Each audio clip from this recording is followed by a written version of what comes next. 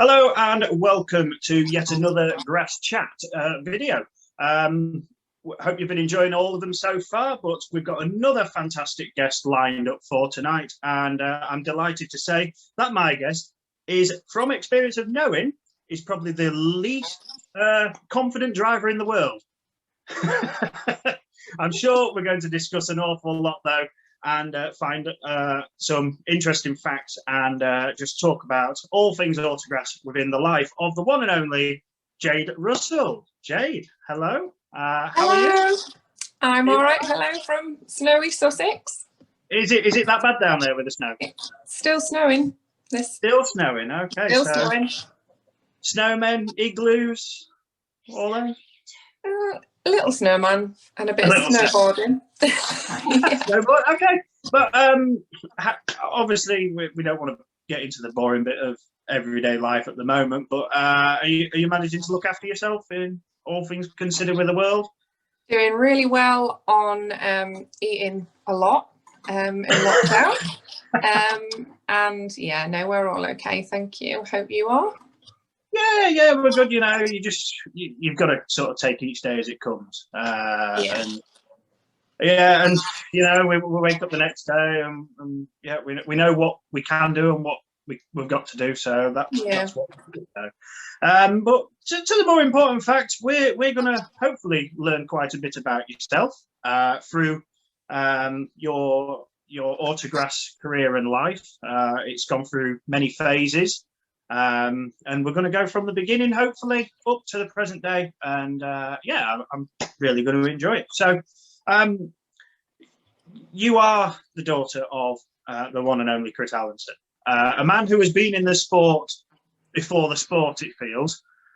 He's seen everything. He's done pretty much everything. But just trying to dive into some early memories. What do you remember as a little girl, sort of like? Because your dad's always been very busy in the sport. He's been building cars since he could probably build Lego. So what do you remember anything back then? Was you allowed in the garage, the workshop, to play around, or was you sort of girly interests at that time? No, there are pictures of me helping my dad in the garden with some metal and stuff when I was about 2. But I'll be honest, yeah, didn't really help a lot.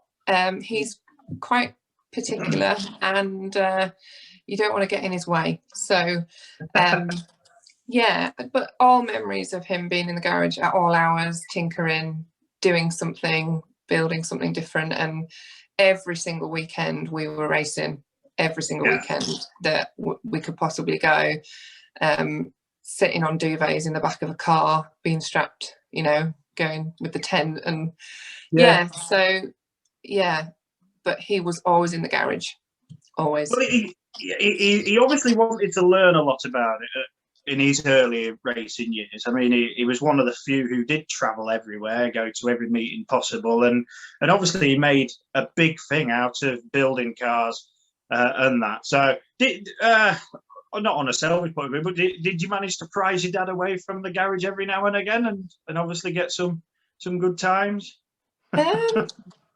Yeah. Honestly, not really. No. Our life was racing. You know, my dad obviously was a policeman as well, so he used to work shift work. So you were lucky when you got to see him.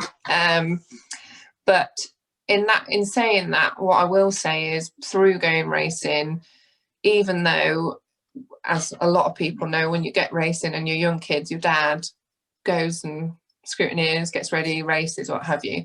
But there is a lot of downtime in between those races, and I would say I spent a lot of time with him.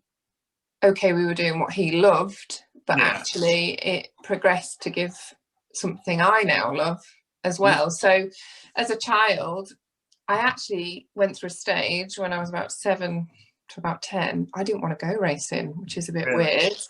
I think because I wasn't old enough to go off on my own, but I was just getting a bit bored of hanging around. And my mum didn't race either, and Richard was a pain in the butt. So I didn't want to go. My mum always said to me, well, when you get a bit older, you won't have to go. And then, ironically, I got a bit older and I made loads of junior friends, even though I didn't race in juniors, and really wanted to go. And then my dad went off and did circuit racing. So it was almost like typical female. When you could do it, I didn't want to. And then as soon as I wanted to, I couldn't. So, yeah. Well, I suppose I think for your dad, it probably get doing all the car. I mean, obviously he had an interest from as a young man himself, but yeah. I suppose doing all this car stuff probably took some of the stress away from his day job as being a police officer. It probably helped in that. But yeah, for you, obviously you took that disinterest in it, and then just as it was coming, it sort of got taken away. But fortunately, you would come back. But going back to some early memories as a little girl, you did make some friends very young because you spent a lot of time with the Holtbys. Which, of course, you still hold close today. But do you remember the times that you spent with the Holtby family as young? Because obviously, later on they would sort of go away from the sport and go on to adventures as well. So do you hold any special early memories from those times? I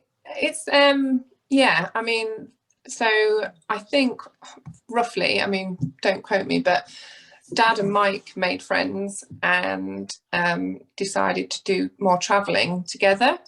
So they built a bus together, and it would have the special in the back, and it would tow Mike's 7, I think, from memory. And the Holtbys would sleep in the bus, and we would sleep in a tent.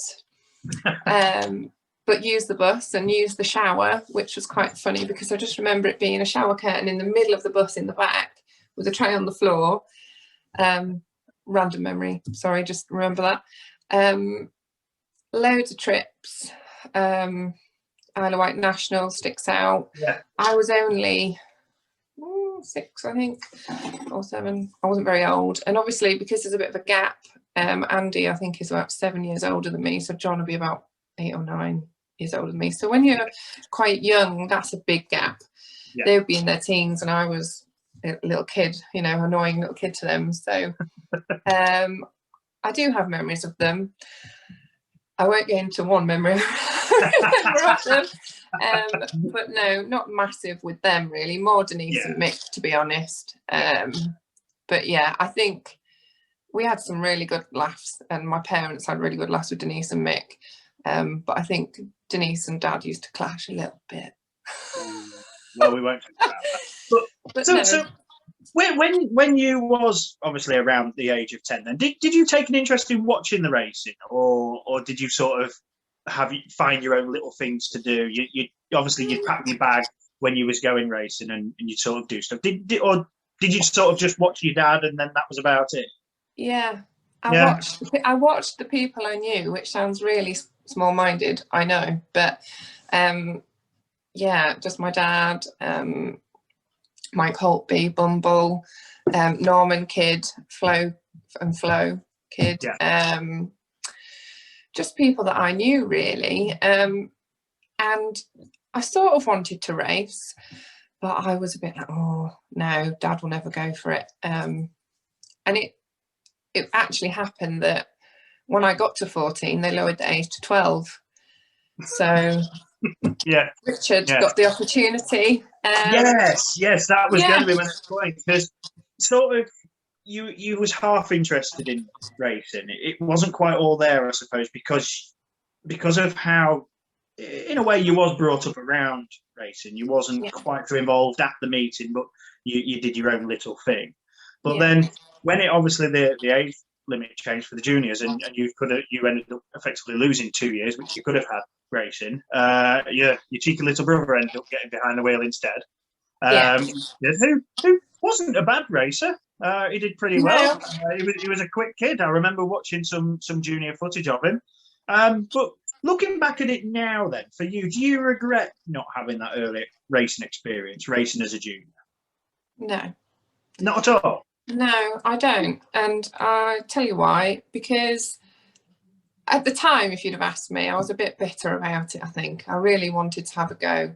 But I think I only really wanted to have a go because Richard did it. Right. That sounds really bad, but until he started doing it, and then I met lots of the other juniors, because obviously once you're in it, you meet people and you make friends, and then they were all doing it and I wasn't.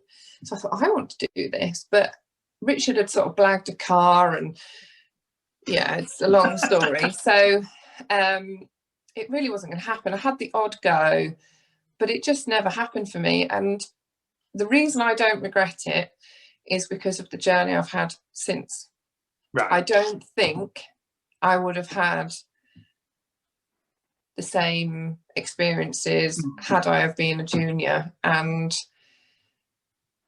I don't feel I've missed out at all. No. I've asked a lot of the ladies who I've spoken to doing these chats, and it's always the same thing about when they had a junior career as a young girl.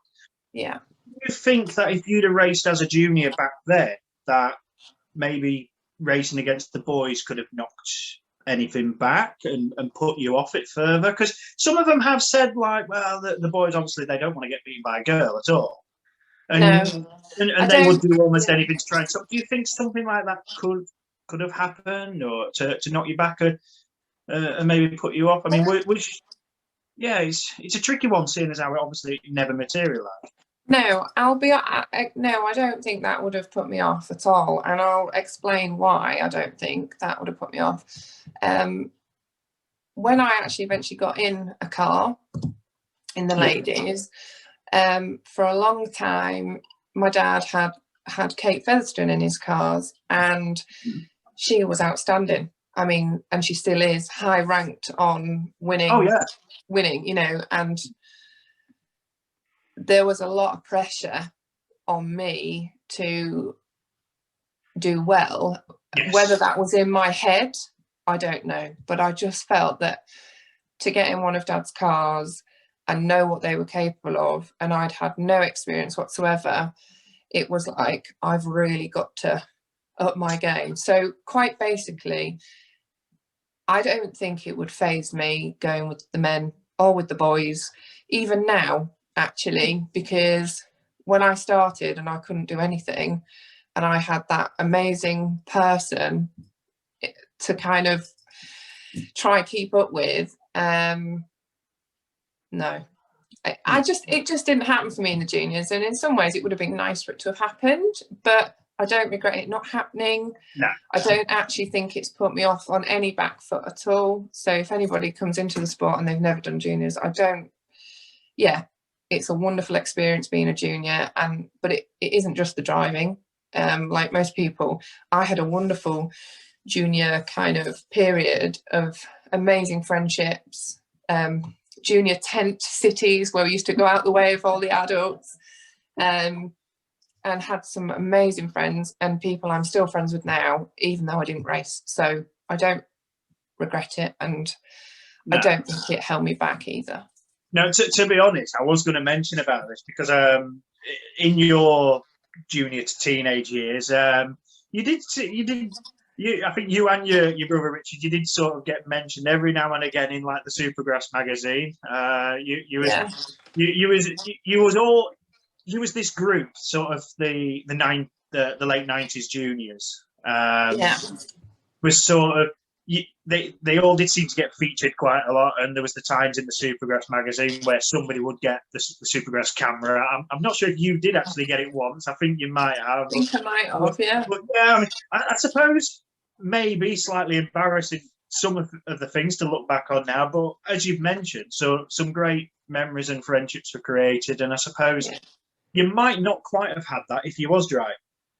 Because things can happen on track and off track and that, but I suppose it sort of helped your friendship with everybody by not racing, as you quite rightly say. But I suppose that they are things that you will hold quite dearly now, I suppose. I really do, actually. Yeah. I mean, I'm not going to say, but too bad, but I was slightly young. I was just starting racing myself in '99, but I was with a little kid all on his own. So, but yeah, I mean, you do see the things in like the magazine and that, and you think, yeah, it's great seeing how people do have good times. And we had a really good crowd. We had at my age. So many amazing, as you know, like legendary autocross racers' children are in my era. Oh God, I couldn't name them all, but they're, you know, I literally spent one summer when I was Harry's age, actually 14. I got on a train to Hereford. I stayed with the Bowens for a week. I then went down into Wales and stayed with some old, I can't remember, Cara Jones, I think she was, Lisa Bailey, whose dad was in class 6. Yeah. And I had a whale of a time, an absolute whale of a time with people that I would never have met if I hadn't have gone racing, you know. And as a teenager, school can be quite, excuse my language, crappy. And when you go racing, you meet so many different people from so many different places. And as a teenager, when the world, you know, you've all got hormones and everything's like, and you go somewhere and you meet loads of different people from all over the country and make new friends and have different experiences of things. It's brilliant.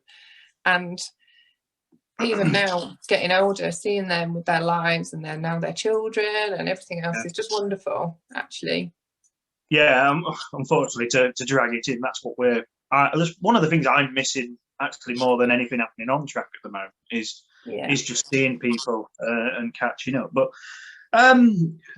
going back to your dad again, obviously he was like creating his own career path. But you mentioned Cape Heatherstone, but it was not just that. He actually helped quite a lot of people get through the ranks. He would for many years he would let other people race his car, particularly in the ladies, because he was quite a big supporter of ladies racing, trying to bring more talent in. And there were some very, very good, successful lady racers but you would eventually get your own chance to do a bit more, and a chance opportunity came to drive the car. You know which bit I'm going to mention now. I think it was your Class 8 debut. I think I might have another drink now. So at the fastest man on grass, I haven't written down what year it was. I think it was about 2001 or 2, something like 2002. And you would get the opportunity to finally have a go in the Class 8. First off, how did this come about? And then what happened? So Dad had come back from circuit racing and built a Class 8, and he was sharing with Kate. And I obviously had sort of still been going in that time he was circuit racing, and I was showing like an interest now, as in I really want to have a go. But obviously he'd done a deal with Kate and she was in the car. So at that year I couldn't actually have a go in the car. But we went to the fastest man, and I'd got a license anyway because Wayne Matherin had kindly said I could have a go in his Class 5. No idea why he agreed to that, crazy man. But he did. So Dad just said, Kate's not coming. She hasn't turned up. Sign on for the 8. I was absolutely petrified. I was like, okay. But I thought, I've got to do this because I have to prove that I'm serious. I would like a go. So I signed on for this 8, and I must have done 1,000 trips to the toilet before I got in this Class 8 with my mum. I was like, Mum, you got to come with me. You got to come with me. I was absolutely petrified. And she said, why are you doing this to yourself? I was like, I need to get in this car. I've got to prove to Dad that I'm serious. Yeah. Anyway, get in the car, go up to the line, and I just thought, I'll let them go because I'm not going to be with them anyway. And I thought, well, I'm not going to be with them anyway. Totally underestimating the car. And I just thought, right, I'll just rev it up and go with them. I did rev it up and I did drop the clutch, and it just shot off like a rocket. And I was like, oh, there's nobody there. And then there was a corner coming. I've never driven a Class 8.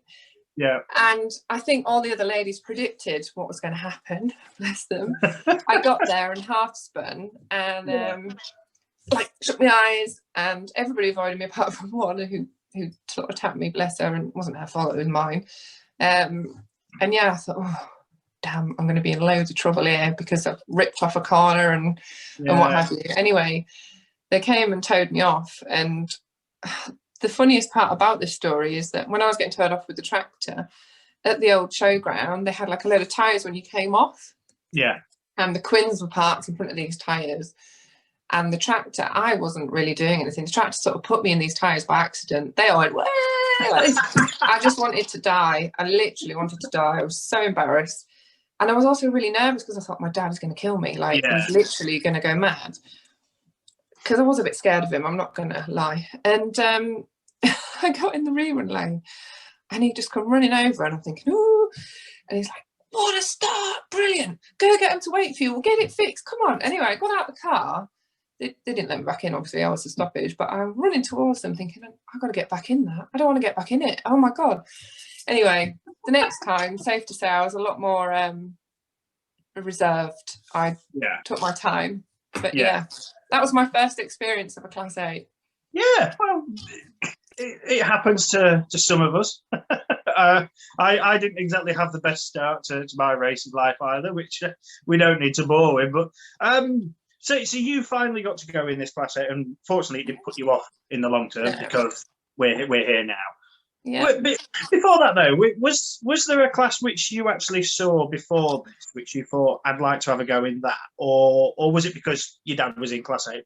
That's where you wanted to really have a go. Was there any class which really interested you?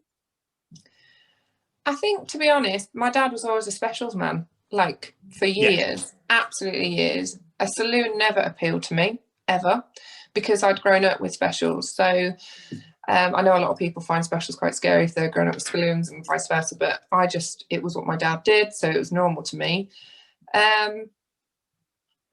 He was in Class 10 for a while, and I did really love Class 10, but the whole time that maybe I was more aware of what was going on as a teenager, he was in 8, so it just felt like that was the natural progression for me. And to be honest, in that era, there were some brilliant women who drove Class 8s. I mean, it was all about the Ks, you know, Kate, Kerry, Mosley. Yeah, all the Ks. Yeah, all the Ks. And they were just outstanding to watch. Yeah. So it was, and I, listened to my dad a hell of a lot, and he would talk a lot about Kate Whitehouse and Kate and how talented they were, and they were. So it was kind of where I wanted to be, if I'm being honest. It was like, right, well, I want to be there then. But, I do remember watching the Quins, Abby and Laura, and obviously Abby won in the 5 with the men, and that was mega. And so, yeah, I mean, and they all used to hang around with each other, so it was just like, wow, I want to be like them. Yeah. You had a bit of inspiration from a lot of these ladies, and particularly some of the ladies which your dad helped sort of mature into these excellent racing drivers that they become. So I can see why there is a bit of pressure, but also you knew that really you would be in quite good hands with advice and help for that, because your dad obviously helping steer the way. But you won't get much experience with the Class 8, because you would actually begin your first full season in 2003, and your dad sort of, with the mind that he had, made this quite bold new project which wasn't really seen in the class. We're talking about Class 7, the Little Mini, which was, I mean, there had been minis before, but none quite like this one, where it was only a small version. It was a small engine, really, compared to what was out there. Single bike engine mini.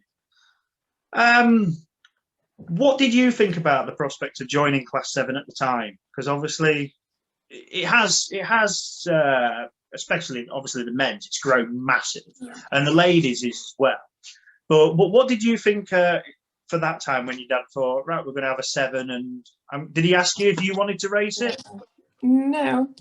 Basically, again, so Richard comes into this because he was then old enough to race in the men, and he got to race the 8 that year. Oh, okay. So there was an 8 and the 7 in 2003, and I remember there was still a deal with Kate going on, so she wanted to race the 8 and share with Richard. I really didn't want to share with my dad. I wanted to share with Richard, which is, again, strange to anybody who knows mine and Richard's relationship. But I was quite scared of sharing with my dad, actually. And the fact that it was something so different, and everybody made it perfectly clear at the show and various places that it wasn't going to work. And I was really naive about racing at that point. I'd never really done it. I'd had the odd go and scared myself half to death. And I just went in with a bit of an open mind, really. I sort of begrudgingly, this is so bad to admit, begrudgingly I was like, oh, I've got to share with my dad. But it couldn't have been any better, actually. And had I have shared with Richard, I'd have had a really sorry year of lots of engine troubles like him and Kate had, and it was pretty dire. And I had a wonderful first year. Well, so yeah. We will mention about that. I mean, you settled into that car like very quickly. Was it just such a good car to drive? Was it really comfortable to drive? Not obviously, don't want to sound to flatter, but did you feel just at home with that little car? Because watching footage of it seemed to do everything that you could possibly want. It was a dream. It really was a dream. The car, as a novice, and not having anything to really compare it with, if you like, it went where I wanted it to go. It literally did everything I wanted it to do. If I wanted it to go there, it go there. And, you know, it was fantastic. Lady 7 at the time was a little bit thin on the ground. Club level, you didn't race anybody else. So I had, quite a few club meetings to get used to it. But you don't really learn until you're with other people in that class. No, and this is the problem with ladies racing, isn't it? Yeah. At club level. Because you get to the beginning of the year, you might have one go. Then there's national qualifiers, so the blokes need the car. Yeah. So then you don't race. And then next minute, your first actual proper time racing is a big event, which and you're like, well, I've only done 5 laps to where I could have actually done 55 laps by that point. But did you set any targets then for that first year? You said you went in open-minded. Was it a sort of a case of I want to be in a final, I want to do well at the nationals, things like that? Did you set any targets for yourself? I didn't set myself any targets at all in the beginning. I just literally wanted to get round and survive, which sounds really pathetic, but that was the truth. But I went, so up until the north of England, so that's the end of May, or was the end of May, I had literally just raced on a track where you start on the track with a few other people. And I went to the north of England, and it was the first time I'd ever sat on the start line with any other Lady 7s. And I sat on the start line with 2 wonderful Lady 7s. Actually, I sat on there with Charlotte Pugh and Jo Thompson. Yeah. So there was only 3 of us. It wasn't a big like load of us.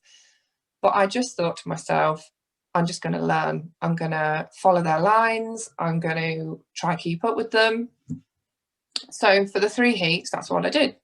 I set off and I just kept up with them, followed their lines, and each race got closer and closer. And then in the final, I just thought, sod it, I'm going to go and see what happens.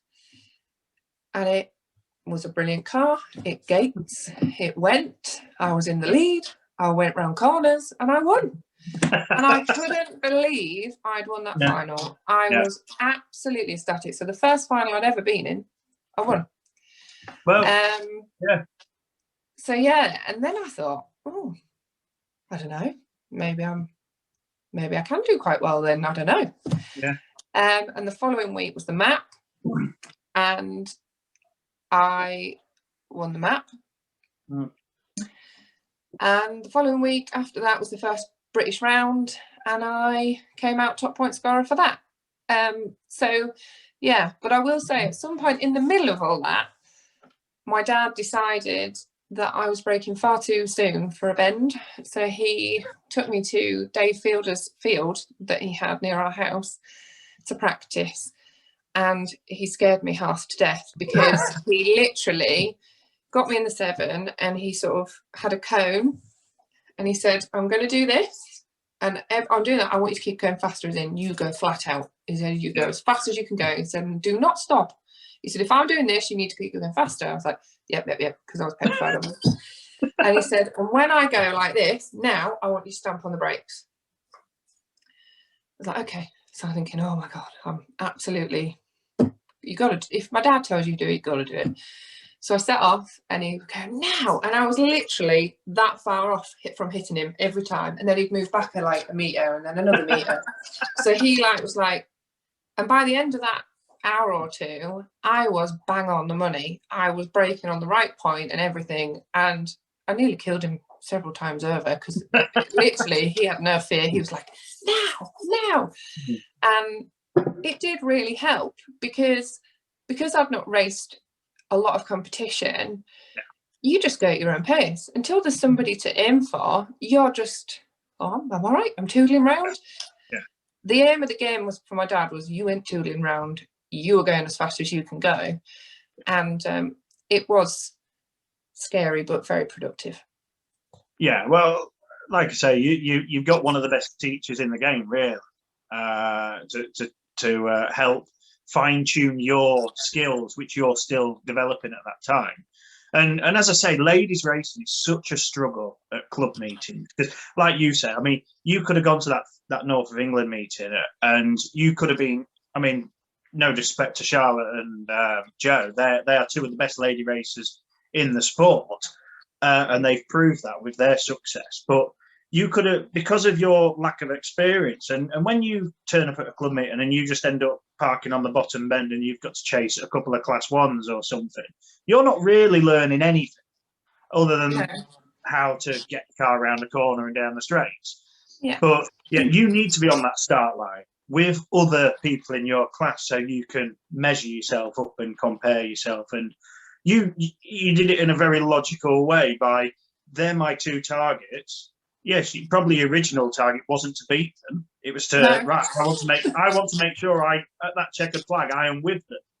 And you exceeded. So it must have been obviously a buzz, and that straight away gave you the confidence going forward. But yeah, 2003 was a pretty decent debut year. I can't think of really anybody else who has done that. I mean, especially, as you say, with North England Map, you won the class title at the fastest man on grass later in the year. And in your debut year, you won the actual BAS title. Is that correct? Yeah. So by round 4, I didn't even do round 5. not a bad year. No.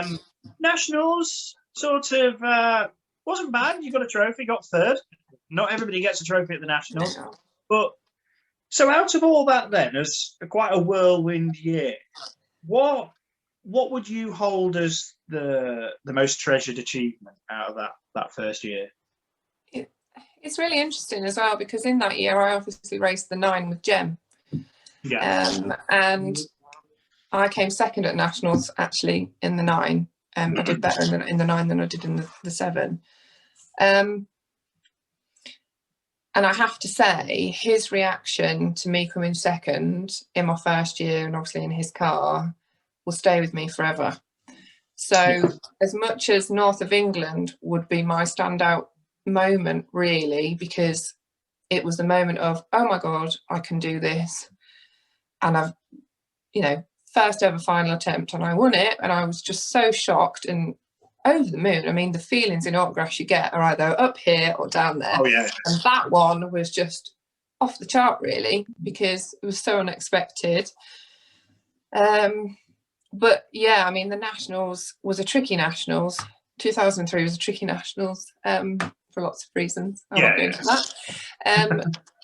But yeah, that didn't help. But Jem's reaction after I came 2nd to Kate, funnily enough, is one I'll never forget. And so those two stand out for me in 2003.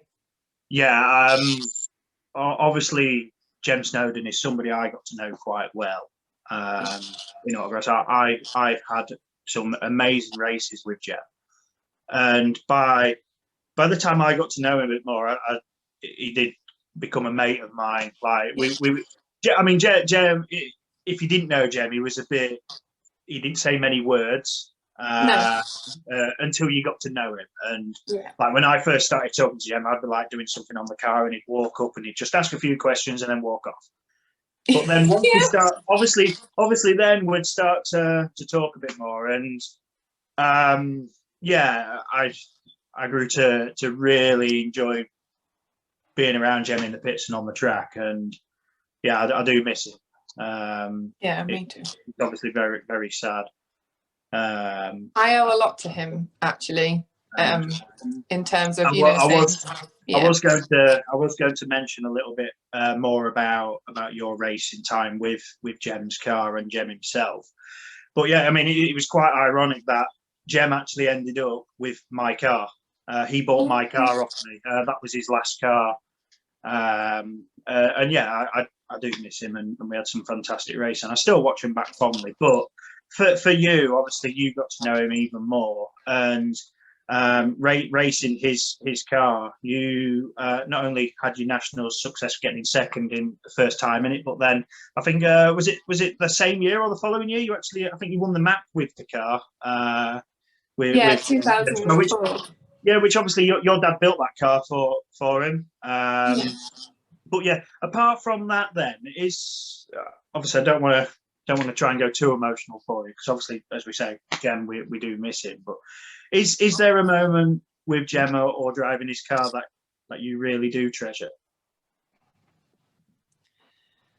I couldn't put it into one moment, to be honest. As you say, he's a real character, Jem. He's one of those people, a bit like my dad, I guess, Marmite, really. But he's so much better for knowing, and definitely. He was just. It's so funny because you would never think he was the biggest softie on the planet, but he really, really was. He, again, like my dad, loved having lady races, loved watching his car go around. Before me, touch on something else a bit emotional for me. He let Mandy Thompson race his car at the Fastest Man the year before she died, or the year she died, actually. He also had Kate in his car. Claire Horner's been in his car. He was just, obviously then me, and then obviously Anne, his partner, and then Hannah later on. And when it was my turn, if you like, he used to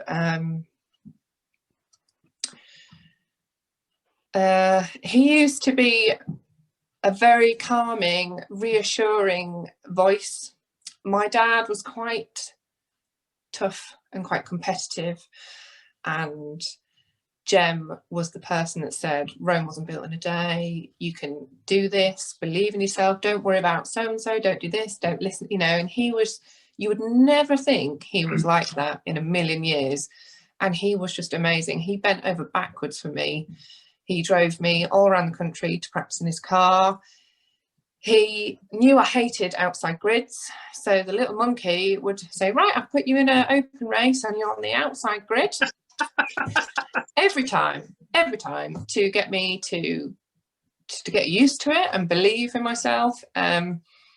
And he would always, it's funny because he would always put me first, which not many men do, let's be honest. Oh, no. And my success kind of, it felt, anyway, I can't ask him now, but it kind of felt like it meant more to him than his own.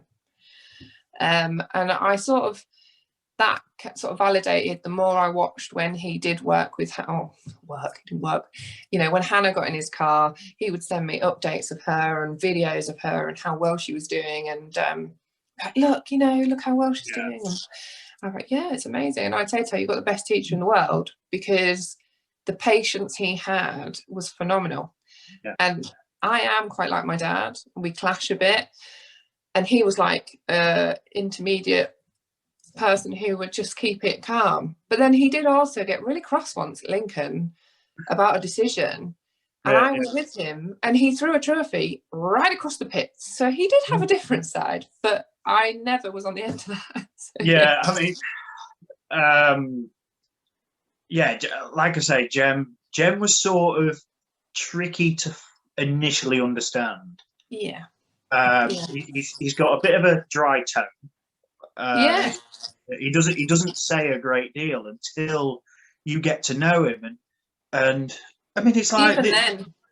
This is how he was. I mean, when me and my dad was doing the speedway meetings at the end of the year, I mean, dad ran the bit on the track, but I did all the organising all up to it, and I was just wandering around the pits, making sure everybody was ready. And Jem goes, "Do you fancy driving my car?" It was when he had his little class ones. And I said, "Are you sure?" I'm like, "Well, I've seen how these class ones race around this stadium. They don't have battery." He's like, "Yeah, don't worry about it. Don't worry about it." So he lent me his crash helmet, his race suit, and I jumped in it, and I literally, I think this was actually the last time I spoke to him. I did the meeting and I parked the car and I says, "That was brilliant. I can't thank you enough." And I had to then go back off and do what I was doing, trying to help run the meeting. And that's the kind of guy he was. And as I know we said we don't get emotional, but one photo which came obviously after my dad,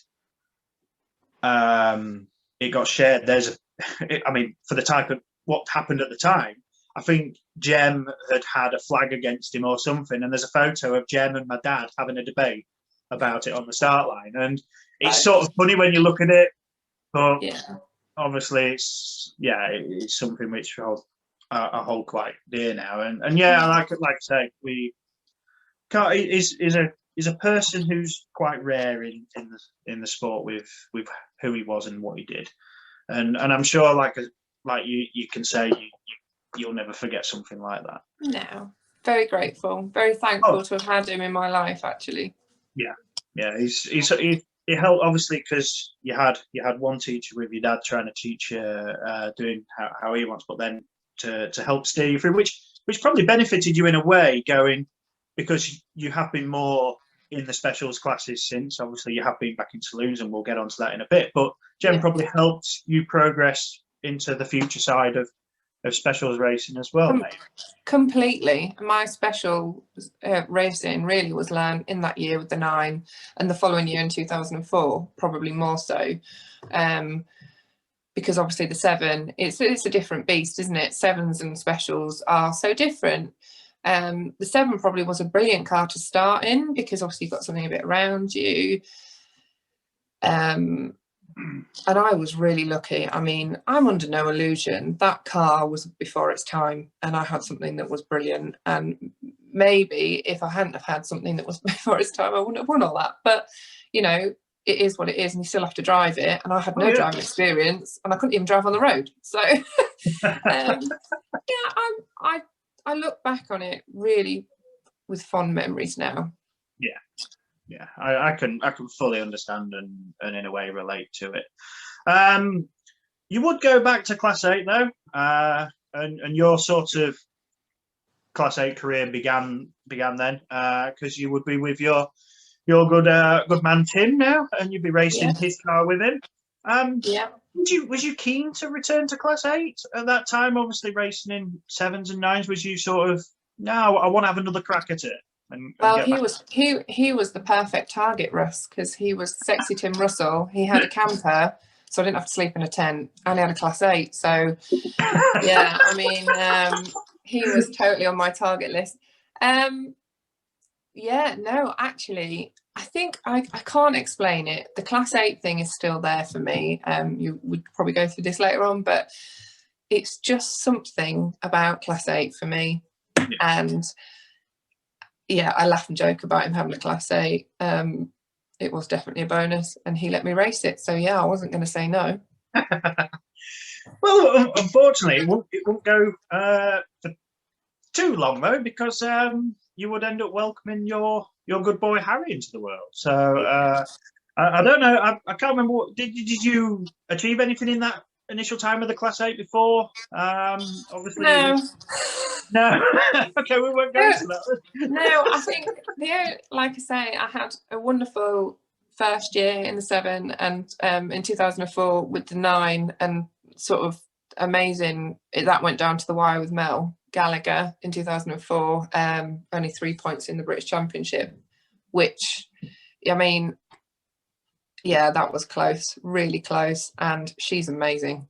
Again, one of those people that I'd watched and the level of ability was amazing. And the fact that I was anywhere near her was amazing. But I'm saying amazing a lot, I'm sorry. But yeah, I mean, that again was at Scunny, the last final race. Yeah. Sorry, I've gone off the 8 a bit, and we were racing with the 10s because there wasn't many 9s. And I remember Jem having a bit of a to-do, probably with your dad, saying, look, come on, these girls are literally like this close in the championship. Can they go on their own? Because obviously if she gets stuck behind a class 10, what have you.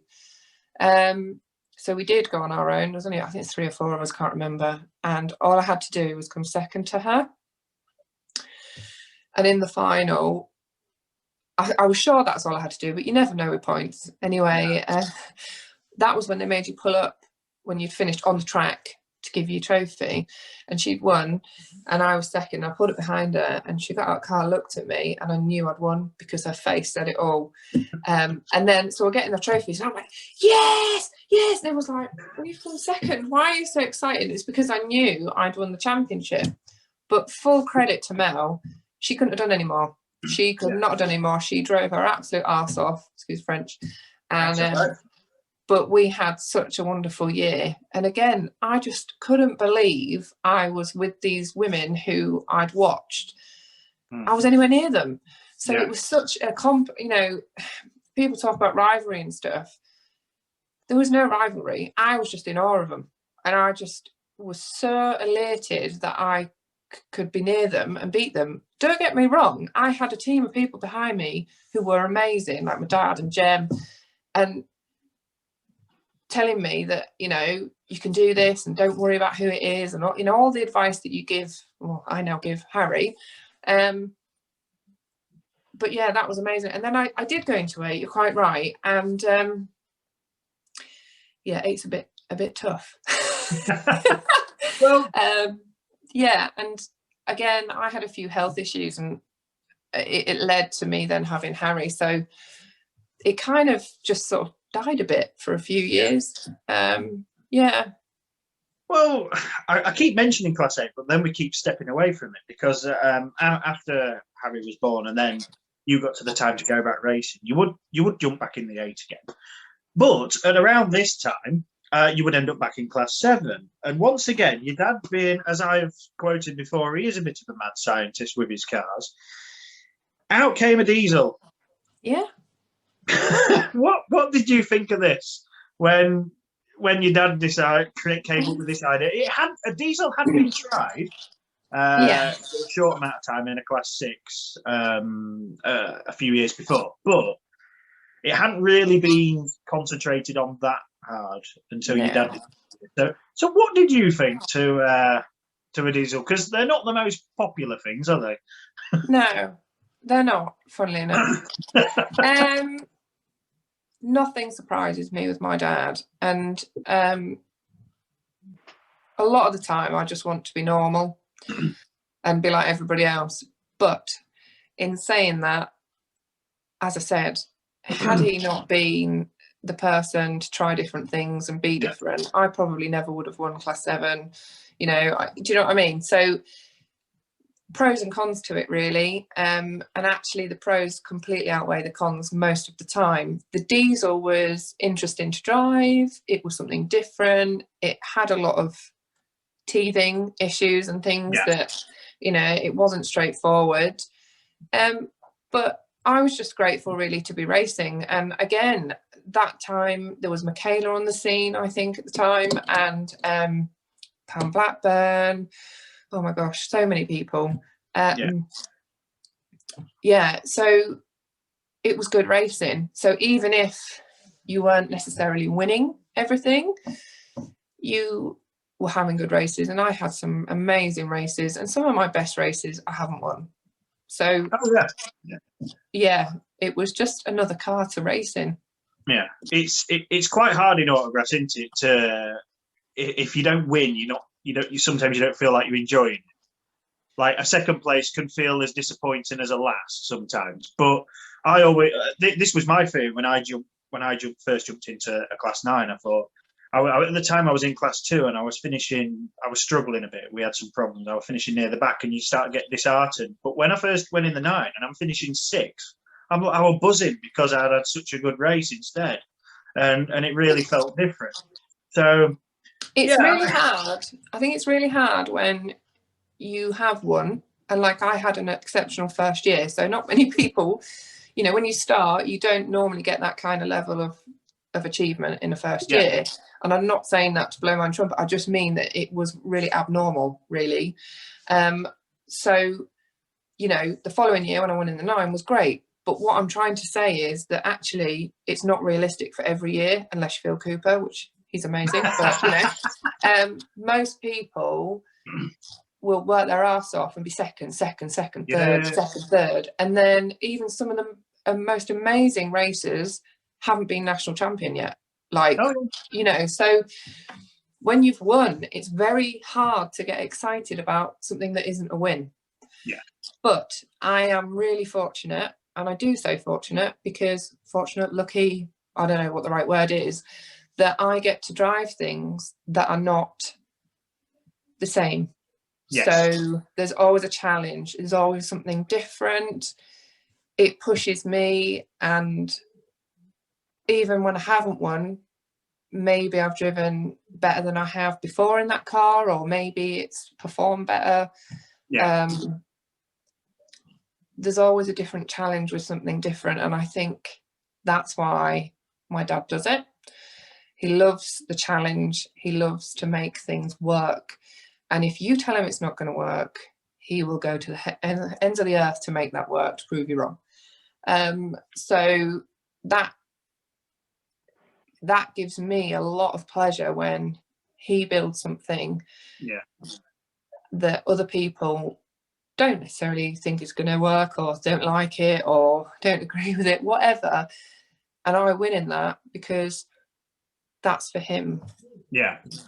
Oh, with the Diesel 7 itself, then, I mean, you had raced a few cars up to that point. How did that compare, say, to the single bike engine car, which was out obviously quite a few years before? How did the car compare? Did it feel a lot different? Obviously, it would have been a bit of a heavier car with a bigger engine, heavier engine and that. But and the way the power comes along is different. But did you feel like you had to change how you drove to make it work?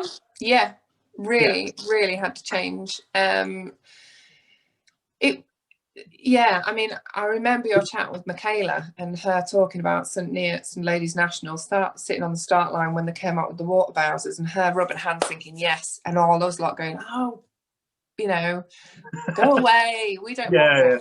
I was one of them ladies near her going, quietly. And she was like, yes. She was like, yes, because she had the single bike engine that was going to whoop us. And I was in a diesel thinking, no, this is not good for me, because it would not handle in the way I particularly would have wanted to drive it. Yeah, you've got to adapt. And I think that's the key thing, if I could thank my dad for anything, is you're not pushing yourself if you're in the same thing all the time. Now, some people love that. Some people, that's what they want. They want to be in the same thing all the time, winning races, going round, and they get an amazing buzz from that. And to be honest, I kind of see why. But for me, I haven't always liked it, but I get it now. Now I'm a bit older, I totally get that the challenge is always new. There is always something different. And Michaela went and won, and I think I was 4th that year at the Nationals in the diesel. But that 4th for that diesel car was a massive achievement. Oh, yeah. In that circumstance. So for me, I'm quite happy with that. Yeah, it was almost as good as a win, though. Not quite, obviously. It's not quite. She won and she deserved to win. Yeah. But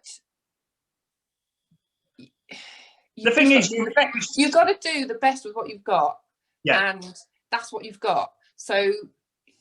But each time you was getting a result, you was proving that an alternative does work, as long as you stick at it and work at it. It proved that it can be competitive, because obviously this sport now, I mean, you look at Class 7, they're 90, getting on for like 90% of the cars now are all the same.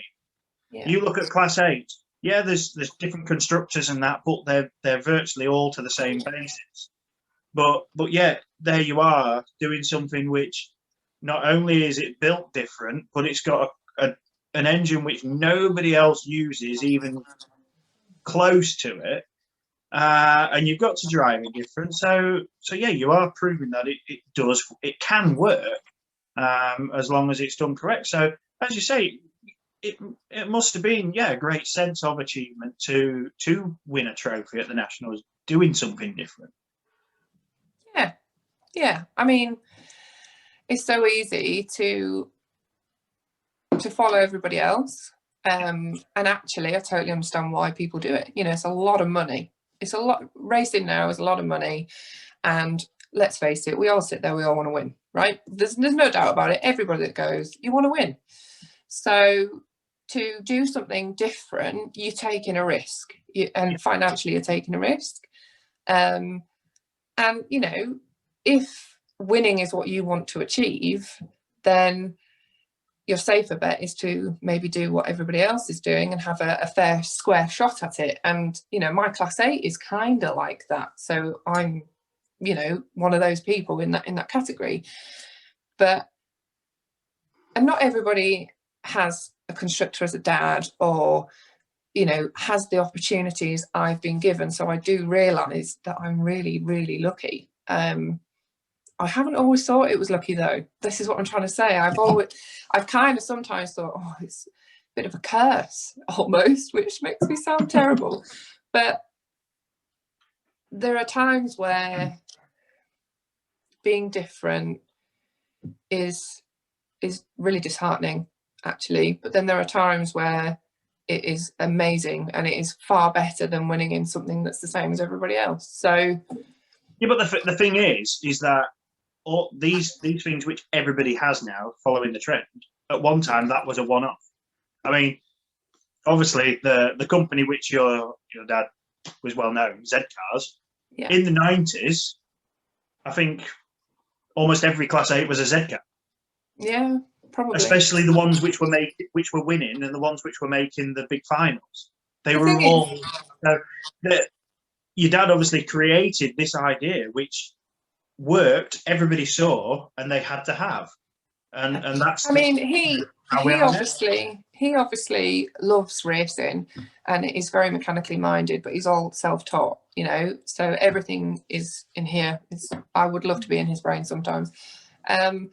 So he started racing on a very small budget, you know, and I mean, he'd have to tell you more about it.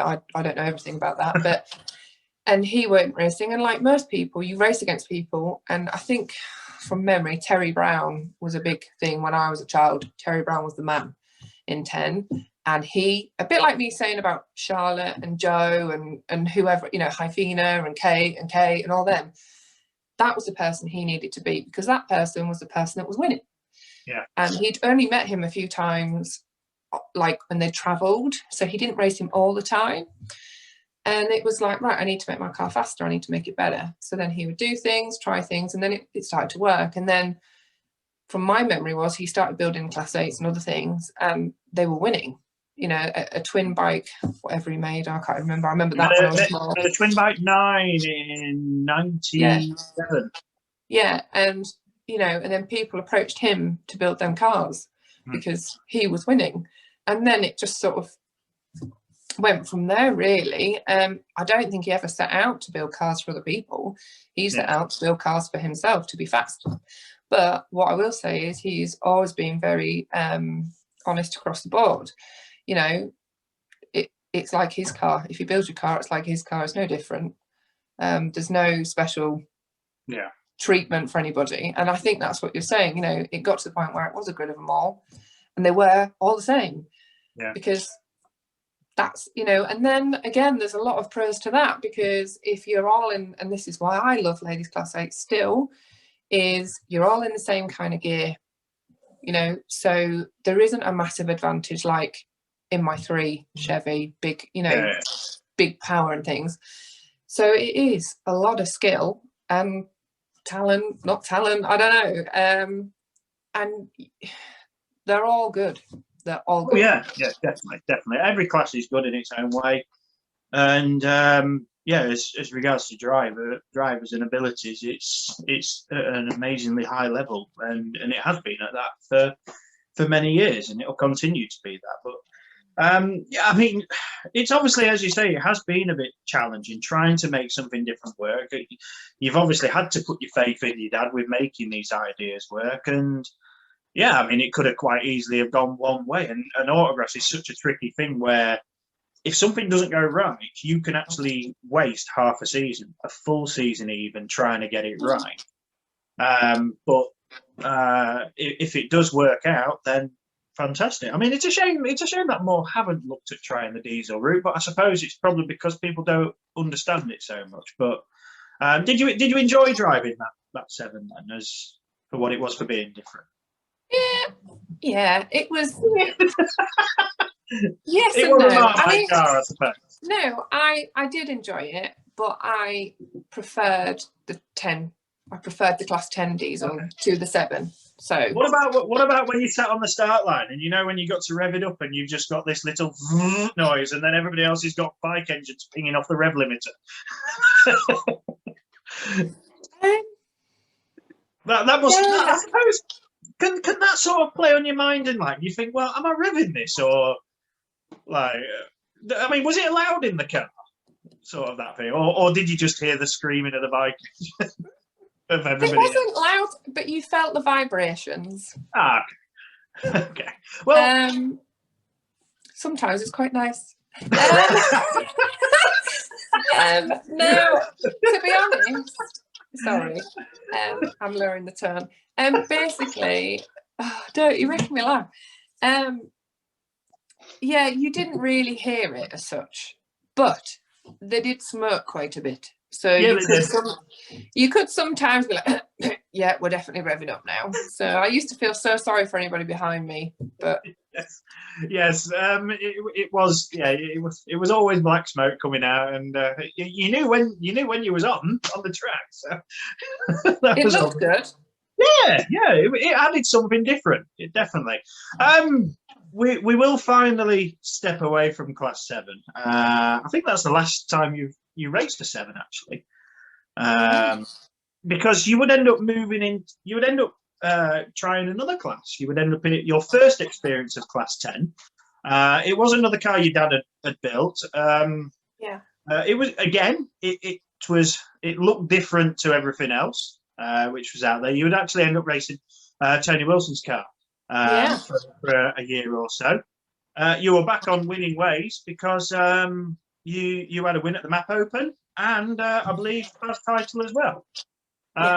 Which when we spoke to Heidi about class 10, who's obviously been in it since she began, that's all really, apart from the odd experience in an 8, that's all she's really driven. But what did you make of class 10? Because it's been a tricky class for ladies.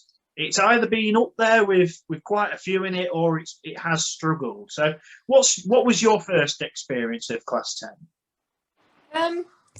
I really love ladies 10, and Heidi is so right when she said it is one of the nicest classes to race in. Yeah. It is so true. I'd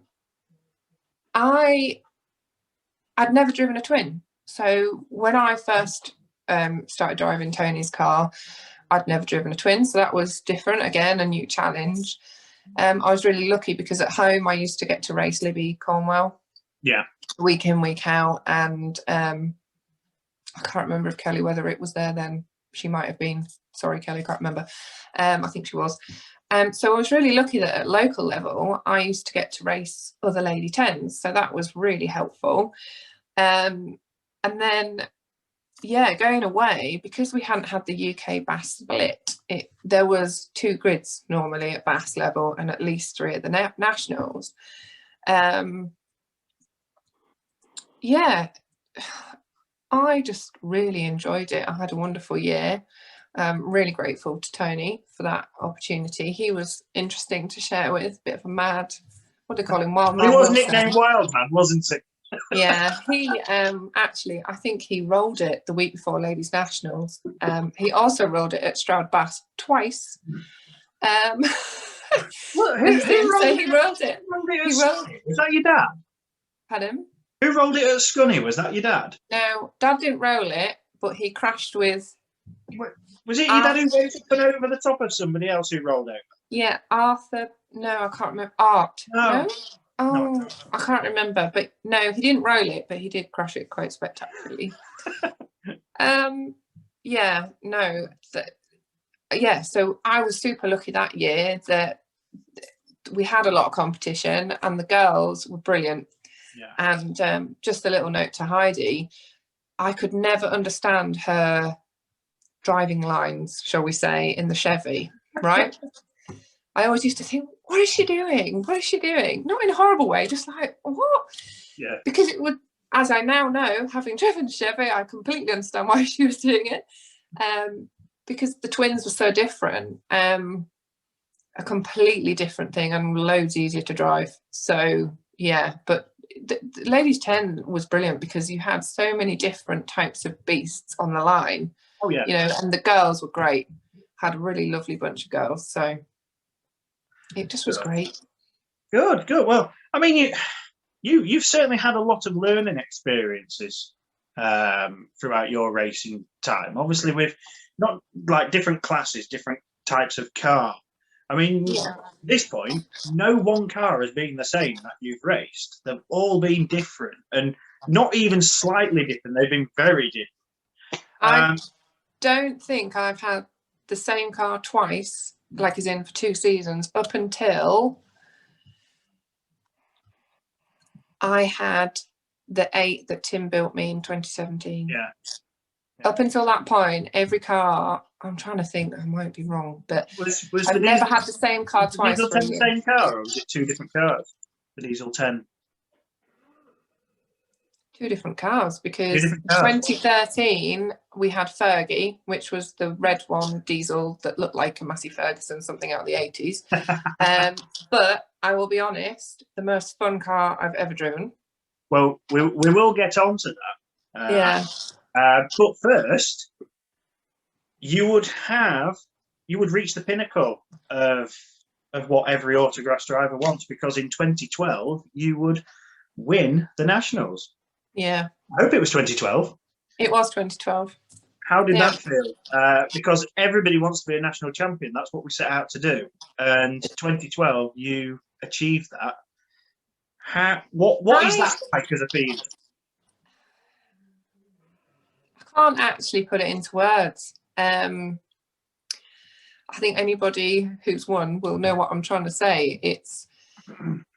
You know, I think there's been lots of discussion before about the Bass and the Nationals and winning it. And obviously I'd won the Bass previous to that, which is brilliant, and a massive achievement in itself. But as an old school person, the Nationals is the one that you want. Oh, yeah. And it still kind of is to me anyway. I went into that week, and like I say, and I think poor Tony had a bad go the week before at an IK 2-dayer, and so they'd spent, my dad, Tony and Tim had spent the week fixing it. And I did feel quite pressured because I'd had such a wonderful year up to that point, and then obviously you go into it and there's a lot of expectation if you're the one doing well. It's not me trying to big myself up, but that is usually, you know, if someone's doing amazingly well, then you go into the Nationals and they're the person you think they're one of the top people. It doesn't always work that way through luck, but you kind of go in thinking I've got a good chance here.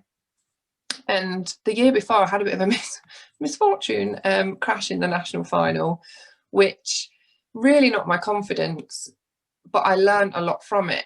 So basically, when I went into this national final, I just thought, there's time. You don't need to panic. There's however many laps, 8 laps or whatever. So just, if you're not winning it to start with, don't worry. Just keep going.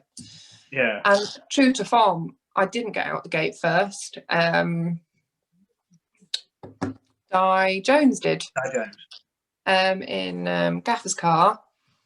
And she was one of those people that had come in for the weekend, as people do, bit of a sore point for lots of people. Yeah. But Di's lovely. but so she was sort of somebody that you didn't race every week. So it was kind of like, I'm not sure the measure of you. I know that sounds really silly, but I like to know who I'm racing, and I like to think I know what they're going to do. Yeah. Doesn't always happen, but in ladies you can get that. And she got out the gate first, and I sort of sat behind her, and I just thought, don't worry, you got ages. And I just was really calm, which is not me. And I just believed that I could do it. And I had such a wonderful car that I believed would go where I wanted it to. I just had all the confidence. And she was just going a bit steady into the bend, and I thought, we're at Severn Valley. I'm not sitting here. So I went round the outside of her. Yeah. And then I just pulled away from her. I didn't know that at the time, but Lauren Evans, bless her, had a bit of a spin at the bottom corner, like on the second to last lap. And I was thinking, do not red flag this. Please don't red flag this. And I just remember coming off and just bursting into tears and just not really believing that I'd actually won it. And my dad had come to watch, which was really nice. So, yeah. Yeah. Just brilliant feeling.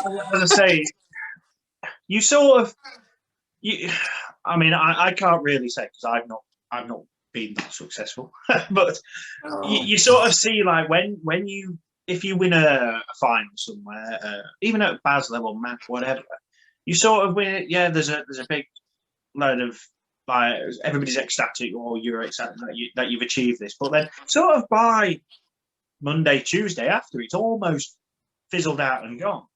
Yeah. But the Nationals stays because people don't. I mean, I don't mean this disrespectfully at all, because you know, to win a BAS final is a massive achievement. And I remember winning my first one, and you know, definitely. But nobody really goes, oh, so and so back in the day won BAS round, You know, Tim's won a BAS round, and it's like a massive achievement for him. And he won at Scunning. He did, and he has 2004. Yes, and he has the trophy next to my row of 7. He's got one big trophy. Yeah, and he's like, you know, I won in the men, and you know, and all this, and bless him, love him. But so he remembers that, and you know, the men is a different level, so you know, fair play. But I'm like, the Nationals, you're in that list forever. You are. So yeah. I mean, I still have all the charts which has every single winner on it, and I've corrected all the ones which are wrong. So yeah, I mean, that's how much I studied that. But if we ever have an autograph quiz, you are definitely on my team. I'm only good at writing the questions. Oh. I might not be so good at answering them. No, your knowledge is amazing. Well, it's sad might be the word, but listen, grassing gets in your blood, and I don't think, you know, I mean, I admire your brain, because I wouldn't remember all that, but fair play. I don't remember much of anything else. It's a really strange one, how that works. It remembers autographs and a few other things, and that's about it. What I'm doing tomorrow, I haven't a clue. Doesn't matter. You're not doing a lot tomorrow in lockdown. I'm at work. Oh. So, right, yeah. But back to you. So where was we? We're actually going to go to 2013 and the return of the diesel, but this time Fergie. Yeah. Was this the first car you gave a nickname to? Do you know it is? And I've actually got nicknames for all my cars since, but I was thinking that it is the first car that I've ever named, and she was brilliant. On the spot, what would you nickname the Booster 7? Oh my gosh.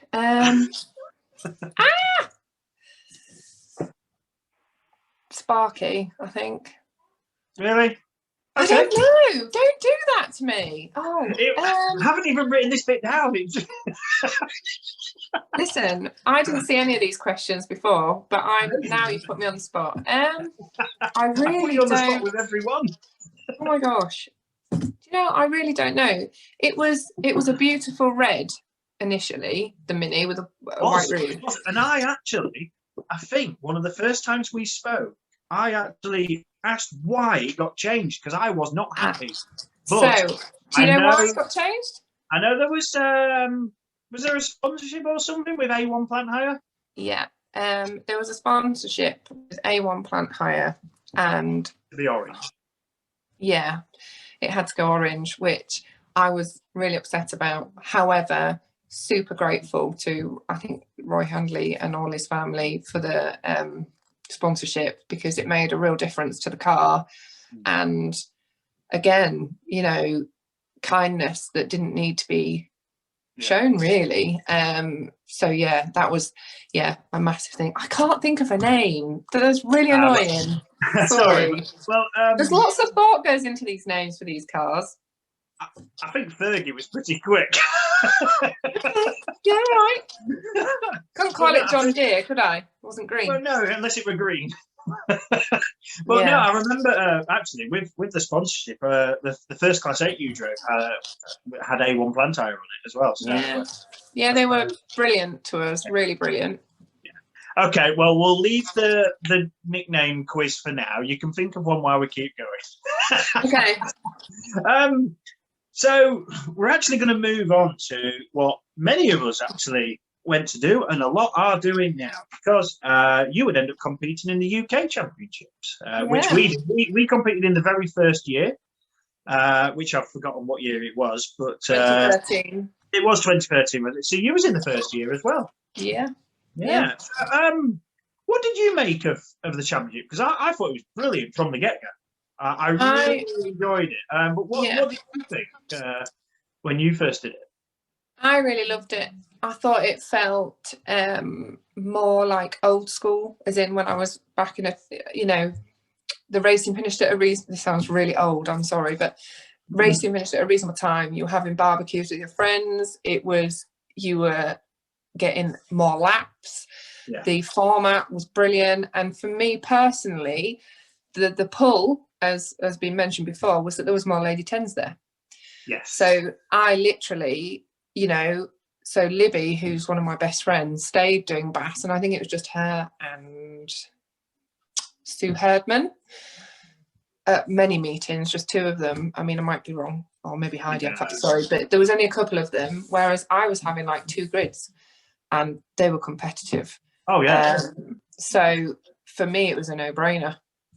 I was going somewhere and racing loads of ladies, whereas at the back I wouldn't be. So, and it was a new challenge.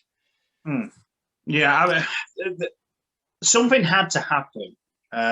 Whether it would have been the UK or something else, something had to happen. Yeah. We was getting close on 900 cars at Baz rounds, and it was just really there was too much pressure on those who were hosting it. Yeah, it was unmanageable. It wouldn't have mattered who the club was. It was nothing against the clubs hosting the rounds. It was an unmanageable amount of cars and people to get through.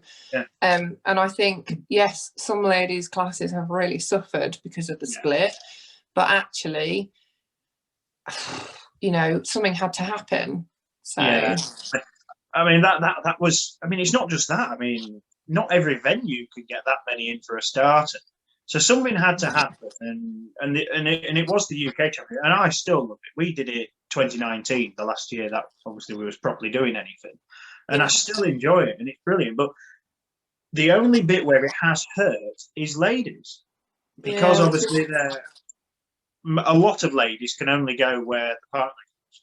Yeah. If the partner supports Baz, then they go to the Baz and the race there. If the partner supports the UK, they go there. Yeah. And that is really sad to see when some ladies class, some are naturally going to be okay, class 1, class 2, things like that. But when you get like class 5s and there's only 3 of them, and I think it was a few years ago, it might have been Becky Shaw who said with class 3 she was seeing that there was 2 grids of 3s at the UK, and there was only 2 or 3 at the most at the Baz, and that is the downside of it. But you generally enjoyed the UK, your experience with it? We did it for I think 3 years. I think we did it for, and I loved it. Really loved it. Loved the people that go. Loved the people that run it. Really enjoyed it. I think I can't even really remember why the choice was to go back to the Bass. I can't even remember off the top of my head. I think it was I was going to race Tony's 9, I think, and he wanted to do the Bath, and Tim quite likes the Bath, so we just thought, well, we'll go back there. What about? So. I've even lost what I was going to say myself. But oh, sorry. Have a drink. Have a drink. All right. Yeah, I tried that. We'll get back to it. First time this has happened to me that I've got stuck. But anyway, we'll come on to a point and then we'll go back to it. We're going to go to the Nationals.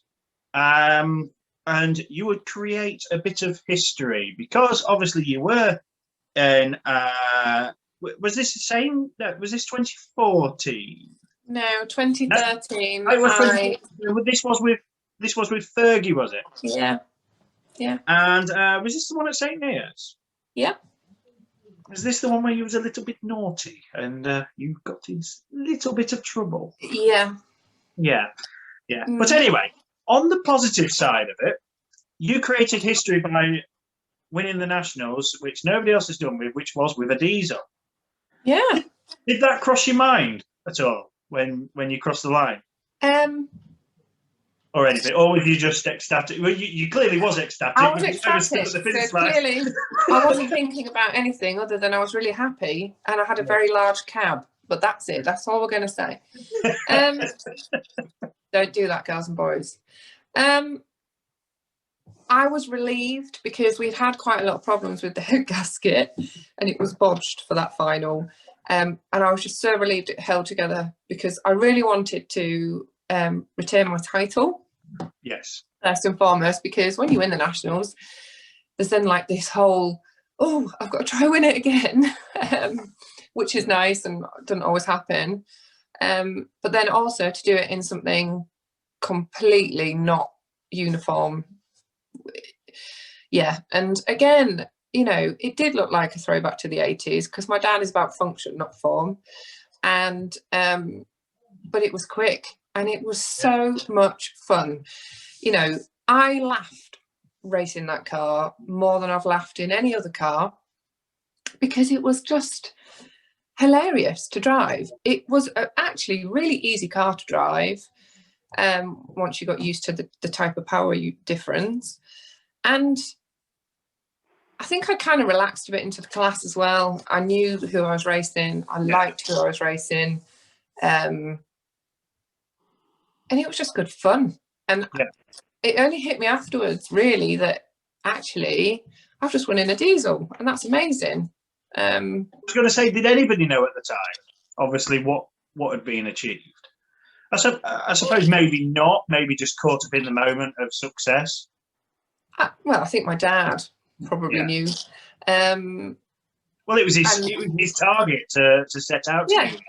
And annoyingly, he also won the fastest man on grass, which I really should have won, but I ended up having a slight issue with somebody running over me and wiping my brakes out, wiping a corner off.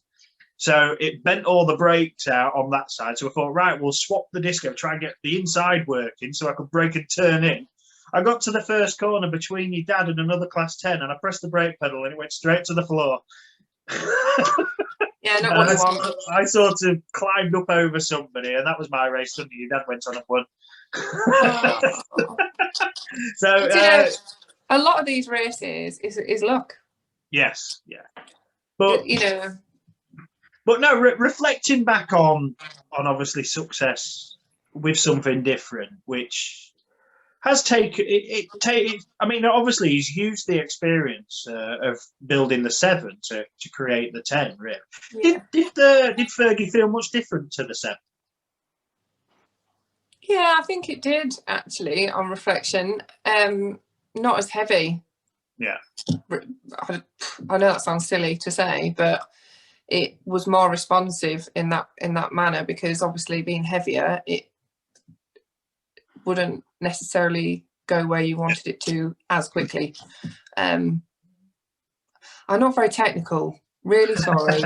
I just literally leave all that to my dad and everything and I just get in and go. I'm really quite blonde. Yeah. I know. I'll tell you though, with your dad, I'll never forget the time he turned up at Scunny with the Diesel 7. Oh, And as a 10. it raced in Class 10 that day because he took the body shell off it, put some extra bars on the front, which specials had to have, and it raced as a Class 10. It was brilliant. Yeah. We also welded up some new doors, like panels for it and everything. That was brilliant. I really remember receiving the photo of that and being, oh my God, what are you doing? He's like, well, I'm just going to make sure it works. It's like, okay. He's finally lost it. Oh no. That mustache he's had since birth has finally ingrown into his brain. I think you're going to see weirder and more wonderful in the future. I don't think. Yeah. That's because he's going to change the rules, isn't he, to allow it? We never know. We never. Who knows? I never ever put anything. I would never ever underestimate my dad on anything. It's never. I mean, it's never dull seeing what he creates. And I remember him talking about the cars, which we're going to talk about actually soon. So we'll get to that. But yeah, I did call him a mad scientist once, and I think it has stuck. He's definitely an innovator. Yeah. The sport would be worse off if it wasn't for some of the stuff that he's done. So no, can't fault that at all. But unfortunately, there is one car which didn't suit you quite so well. It was sticking with diesel, and it was 2014. Lily Savage. Yeah. Lily Savage. Yeah. Yeah, I mean, you got a fourth at the Nationals, which I think after the Troubles, I mean, obviously you was defending champion, so it was disheartening that you'd lost the title.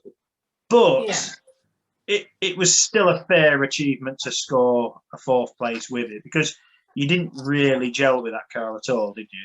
I think, to be fair, that is everybody probably has a car in their journey that is their nemesis or not for them. Lily Savage was that. She was beautiful. She was a man in drag. She was a bitch. Just you can't sugarcoat it.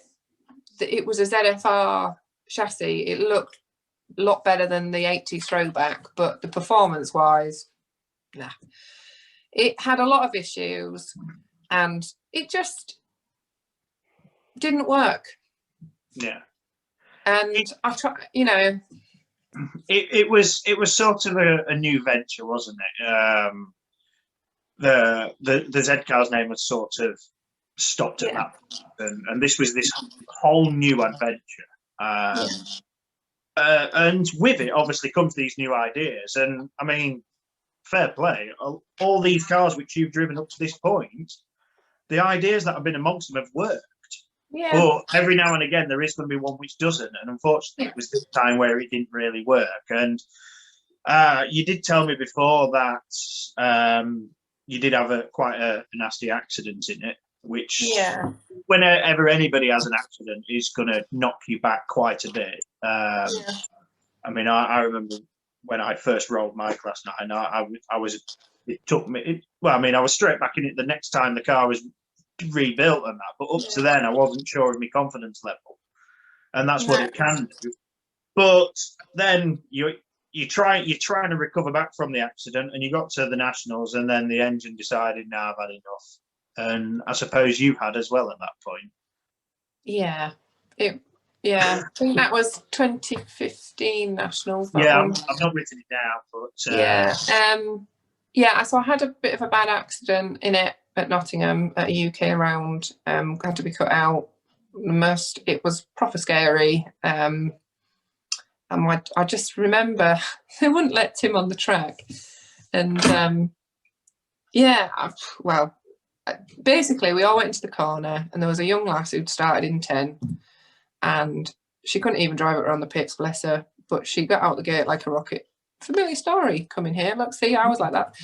And she sort of was coming out of the Nottingham top bend, which is quite tricky, and I was behind her, and I was sort of next to her, but not kind of like my wheel was in front of her rear wheel. And she just sort of obviously didn't see me, I don't know, inexperienced, whatever happened, and she turned across me, which then she then went off one way and I spun in front of the other girls come in, and every single car hit me. I started at the top corner and finished at the bottom corner, had no wheels on my wagon, and the last one hit me flat out. So it was pretty hard. And it was just a cloud of dust, and Dad and Tim were like, oh, I should be all right. Didn't see a lot of what had happened. And then sort of thought, oh, she's not getting out. And then they wouldn't let Tim on the track, and he was having a paddy somewhere. And the next thing I remember hearing is my dad's voice, and him just literally taking over, cut the roof off, do this, do that, you know, and all this. He was amazing, actually. I was pretty scared, and they did think I broke my neck. Luckily, I hadn't. But yeah, it was not a nice experience. And then you are knocked by that. I didn't like the freaking car anyway. And then I thought, no, I'm going to get back in it. And actually, my dad spoke to your dad at the time and said, Jade's struggling. Can we come and have a go around the track? And your dad sorted it out. And yeah, my first go in it was very tentative. Yeah. And then we went to the Nationals, and I gave it my all, but the bitch blew up. So, yeah. Yeah. It happens. I suppose still, was the Nationals the first meeting since then, since that accident? Because I suppose even if you hadn't raced it much up to then, the confidence wouldn't have been quite there. Especially when you've not been enjoying the car. Yeah, it wasn't long after. It wasn't too long after, I don't think. But it's funny because even though I was tentative and I didn't, it's funny because when you said to me about the 2012 Nationals win and how did you feel and how, you know, going into that race, I didn't think it was mine as in definitely mine, because you can never, ever predict what's going to happen in a race. No. But I really believed I was capable. I knew I had a car that was capable, and I felt really comfortable. I sat in that car and I knew, which maybe I should never have raced it, because you should never race if you think like this, but I was like, it ain't going to happen, which is a bad thing to say. But I kind of didn't feel comfortable and I didn't feel confident, and I just wanted it to be over with, which is a really bad thing to say. But yeah, it's sad because I love Class 10, and unfortunately that was my last dabble in a 10, and I kind of put it out of my mind to a degree, because the amazing memories I have in 10, I don't want that to be my last in one. Right, really. Well then I think it's about time we speak to your dad and get a Chevy 10. Oh man, can you imagine me and Heidi going into a bend with two Chevy 10s? You'll be fine. Listen. Anyway, we're not quite leaving the diesel yet, because you gave a bit of a story away to me about, which I think is your last outing in a diesel, and I think it's, well, there was one other go in a front wheel drive, but this one is, you say, is quite comical and memorable. Your dad, for some reason, he'd actually built a bike engine Class 6 before, and then even though they was allowed in the class up to that point, this one was fast, so NASA decided to ban it. Had a go in that as well? Yes, you did. But then your dad decided to chuck a diesel in the front of this Volkswagen Lupo or Polo or whatever it was. He didn't keep it for long, so I don't think he enjoyed it that much. But what about your experience in it? So, yeah. So, in the spirit of just racing anything you're allowed to get into, I went to Breeden Hill UK round. Okay. And I had the 8. I had an 8 there as well. And I was like, oh, race the 6. I thought, front wheel drive does not appeal to me. It never has. Don't know why. Just doesn't. But I thought, you know what? Probably, well, yeah, and you know now why I don't want to do it. But so anyway, I thought I'll give it a go. And my wonderful friend Rachel, I went to her for advice because she did front wheel drive, and I just said to her, you know, I'm gonna have a go. What do I do if there's if they water it, if they do this? And she said, what? She just said, power through it. Just power through it. Don't back off. Don't, just power through it and it'll go. And I was like, okay. So I get in this diesel Class 6 and we set off. And I get around the first top bend. It's quite tricky at Breeden Hill. And I'm coming down I'm thinking, this is all right. And I hit a wet bit. And automatically you do what you do. You don't think about what you're doing when you're racing. So I literally went like that. It then shot across the middle of the track, all across the track, went out the other side, carried on and won the race. Rachel could not, she was crying, laughing. Tim couldn't believe it. They didn't black flag me or anything. And Really? I won the race. Yeah. It sounds boring, but it was really comical at the time. And I am officially crap in a front wheel drive. So don't ever let me in one. Like I said, I suppose it's because you've not really experienced front wheel drive before. No. And got used to it. And some people say that front wheel drive is harder to do than rear wheel drive. So in my case, for you, it obviously is. For me, yeah, I all power to these people that race front wheel drive and rear wheel drive. Like, I don't know how they do it. Having raced 2 cars quite predominantly throughout my career in a weekend, normally being rear wheel drive, that's hard enough. How they do it, I no idea. Well, unfortunately, some of them can do it, and some of us can't, which I probably fit into that category as well. But so you're not alone. You've done class 2 and had I wouldn't say I'm any good at it. But are you better in class 9? I would like to think so. There you go. So there we go. We can be equal. We can both enjoy rear wheel drive better together. Anyway, we left that little career behind, and yet another new challenge would come your way. And in class 3, with Wallace, I believe you nicknamed it. Yeah. Now, this is why I said that you are the least confident person I've ever known as a racer. You've quite clearly gained confidence and got comfortable over the years, despite all these different cars that you've raced. But I remember you at Stunning. I think it was the first meeting out in this car, and you was terrified. I don't think it went particularly well. I'm pretty sure, yeah, you did have a moment or two. But yeah, I remember you saying like, you almost didn't want to drive the thing because you didn't have much confidence with this at all. But it was the first version of the Chevy powered Micra, and at the time, Chevy engines were just coming back coming into class 3. There was 1 or 2 around. What was it about the car then? Which did it intimidate you at all because of what it was? Because you really did have the confidence. Class, yeah. I mean, I've driven obviously lots of weird and wonderful things, but the class 3 has definitely been the most challenging for me. A lot of people say class 3s are hard to drive anyway. I wouldn't know a standard class 3 if it is or not because I've never driven one, but I can definitely say the Chevy has been the biggest challenge for me to date. I don't actually know why I was so nervous, but my journey, I had an interesting first year, and I had sort of every right to be a little bit nervous, I think. It's just very different. The weight transference is very different. The way you approach bends is very different. It is just different. Not bad different, just different. And yeah, I think, I didn't gel with it very quickly. And the other side of this is, I live 252 miles away from my dad.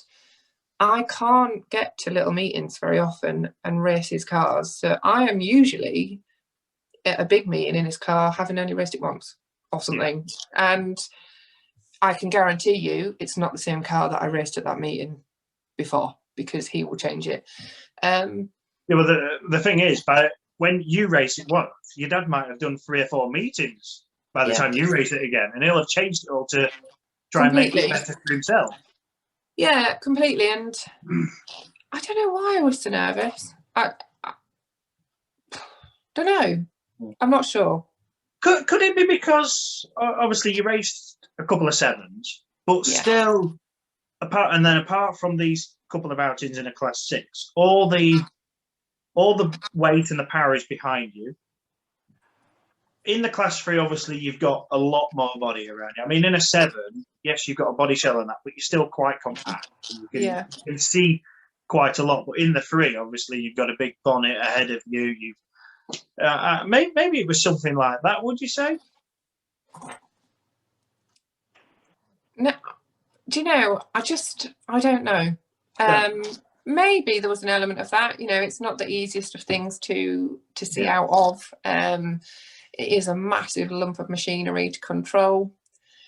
But actually, it doesn't scare me. The sound of the Chevy is the best sound you could possibly have. I mean, compared to the diesel, let's be honest, it's amazing.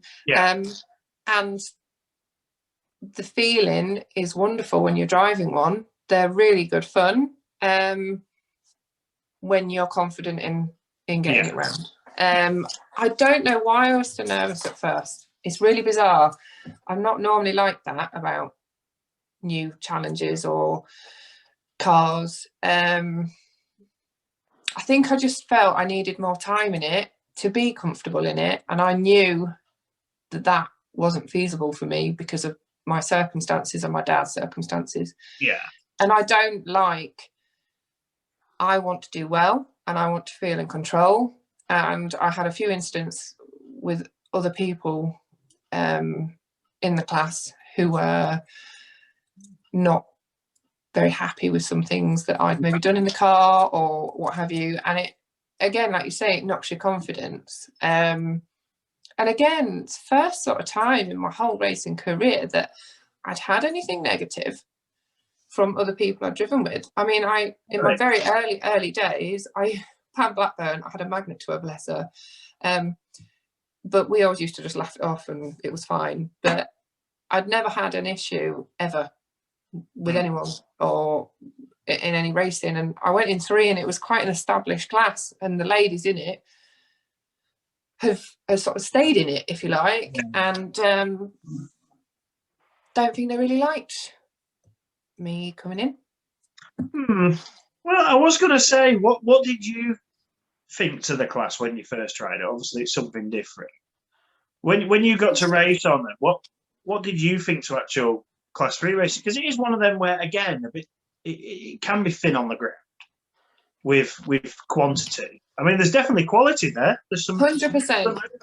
100%. The first national final I sat in the 3, there was, I'm sure, 7 national champions on that grid.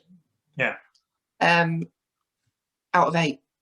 In fact, I'm sure there was. I'm trying to think of who all they are, but yeah, and I'm trying, right, so there was Jo Thompson, Donna Brown, Becky Shaw, Trish Simmons-Grant, me, Lisa Almond. Oh, there's one more. I can't remember off the top of my head either, unfortunately. I know there's the other one was Radford 78, and she wasn't a national champion, but there's one more. But there was one more that was a national champion, and for the life of Joe? Nicola McKenzie. Was it Nicola McKenzie? Anyway, so yeah, it might be thin on the ice, but my God, is there some talented ladies in class 3? But it the first year was just a bit tricky. It just took a bit of getting used to, and just perseverance, I think. Well, the nationals that first year, I mean, it could have gone perfect, but unfortunately it didn't. There was an issue. You'd enjoyed everything up to that point. I mean, at the nationals weekend, 3 heat wins, can't go better than that. No, Rush, you're getting it wrong. The first year I was second to Lisa Almond at Stroud, and the second year at Cum D in 2017 I had I've obviously written it down wrong. Don't worry, it's fine. No, unfortunately, because it's quite recent, I remember this.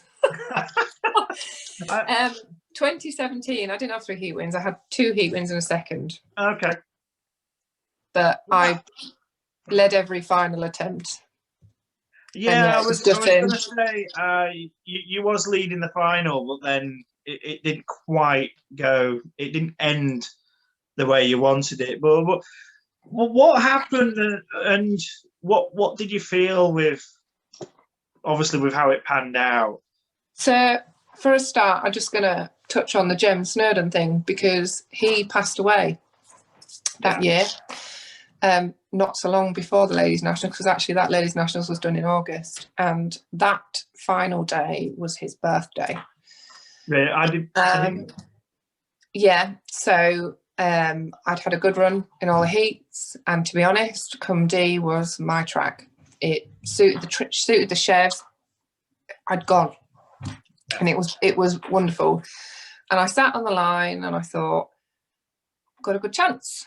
A bit like I did with the 10, just felt confident. It is a lot of luck, nationals, masses of luck. And I've learned that the hard way with the 10 in 2011. So it's just one of them. I set off, had a good start. We got red flagged because I think Penny was in the fence. So we came in. I then went off, did my 8, I think. Then we got back in again, went in the 3. I led it again. It got stopped again. Then we went for the 3rd and final time, and there was a massive storm coming, and people were streaming out, literally streaming out. Nobody was staying to watch. I don't know why I remember that, but I do. And I set off, went in again. Brilliant. And I'd gone. Yeah. And all of a sudden, just slowed down. It just didn't. I don't know what happened. It sort of jumped out of gear. Whether I knocked it out of gear, I have no idea. But I could not get it back in second. So then I can see Becky catching me and catching me and catching me. And there was absolutely nothing I could do. I was in first gear. Yeah. And she couldn't pass me. And I was thinking, God, get in. And it just wouldn't get in. And then on the last lap, I got it in. Yeah. And I got it in, and I ended up doing a full 360 on the top bend, because I got it in on the bend and carried on and still got second and I'd done the whole race in first gear. And we came in, and to be fair, I don't think Becky thought she was going to win that weekend. And we pulled up, and you line up, and she was in absolute floods of tears, over the moon, obviously. She's just won the nationals. And I got out of my car and I went and shook her hand and said, well done, and everything, and just left it at that. Went on the podium, as you do, all that. Got in my lorry, and I cried all the way home, because I was devastated, mainly because I wanted to do it for Jem. Yeah. And I just was frustrated that it wasn't. These things happen. Cars break, you get punctures, stoppages happen, and it was just so gutting, because I couldn't have done any more. No. But that's how the cookie crumbles. And, there's always another year. But it was heartbreaking at the time. I can understand. Definitely understand it. Especially, as you say, that there wasn't really much more you could do. You'd done. That's how it goes. But yeah, you would come back from it, though. At the same time, though, you are still racing in Class 8. How do you focus between the two? Because obviously they are completely. I mean, you say at that nationals, you're doing the final in the 3, which is obviously before the 8. Then you get stopped, and then quick, you've got to get the 8 ready, and you've got to get out there. How do you manage to do that? I don't know, really. I mean, some people manage to do it a lot better than I do and be very successful in 2 classes. It's hard, actually. And as there is a massive benefit. For a lot of years, I used to run out the 7 into the 9, and then run out the 8 into the 10. And, your adrenaline's going, and there's a lot of positives to it. But again, I think Abby Shields mentioned, the forward, backwards, different side gear sticks, all that sort of stuff. It's true. I had all that in the 7 and the 9. It was completely different. In the 8 and the 10, it was completely different. And the 3 and the 8 are so poles apart. Yeah. I'd set off in the 8 and think I've got to back off, because in the 3, if I didn't back off early, it would be in the fence. Yeah. But then you back up in an 8 and it's instant. So I'd like to say that I'm one of those people that gets into the zone and that's it, and it works. I go with that intention. It doesn't always work. But funnily enough, because I sort of used to think that it would hinder me in one car, so I do better in one than in the other. But having only raced the 8 the 2019, I actually think I do better racing 2, because it kind of takes the pressure off. It sounds really bizarre, but you kind of just, I don't know, Yeah. but they are really different, and I do sometimes question whether I should do both or whether I should just focus on one. Yeah. Well, no, you certainly enjoy both. Can't take nothing away from that. But then, typical. You won't get to settle into the class 3 too much, because your dad will suddenly build a new one. This one is called Max. Yeah. How did this one compare to the car before, as in the class 3? So this one, we went to Norway in, actually, at the back end of 2017, which was absolutely amazing. I mean, what an experience, to a rally school there, which was just brilliant. But again, that was a brand new car out there, and obviously completely different, so you couldn't really tell if it was going to be massively different to Wallace or not. And then it didn't actually have a very good start, Max. I can't even really remember why, but there's quite a few teething issues with it. It didn't really do what we wanted it to do, to the point where I said at Scunny Bass, not racing it. Wasn't enjoying it, had a bit of enough of the class, so I said I'm not racing it. So I turned up at Scunny and just raced the 8. After that, Dad went away and could have totally changed the car, because he wasn't getting on with it either. Yeah. Went to his nationals that he luckily qualified for, and he flew. He had a wonderful nationals. The car had transformed, and so he's like, well, are you going to take, I'd already signed on for it, because initially at the beginning of the year I'd signed on for it anyway, for the nationals. And he said, well, are you going to take it? And I said, well, I've got an out to lose, might as well. And it probably was the best thing I ever did, going in, not racing it at Scunny and just drawing a line, really. Even though it probably cost me the best, but anyway, because I went to the nationals and I genuinely just felt incredibly relaxed. There was no pressure on me at all. I felt there was no pressure on me, and I just enjoyed the weekend. But I say enjoyed the weekend, I mean, the Saturday was a washout completely with the weather, and I spent all day in bed feeling really ill, so weird. And then I'd had one heat win, I think, on the Saturday, and then they called it a day because of fog or whatever was going on, and we didn't even know if we were going to get nationals, really.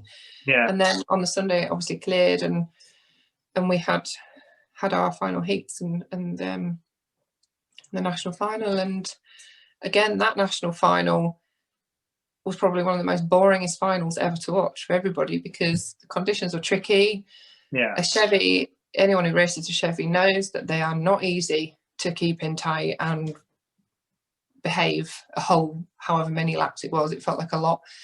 And Becky was there the whole time. She pushed and as hard as she could, and I knew if I made a mistake that would be it, but I was determined, and it paid off. And I sort of felt that was it. I was done then. I'd done what I'd sort of set out to achieve, and very happy. I think everybody heard me screaming coming off the track. I am extremely embarrassing. Very embarrassing.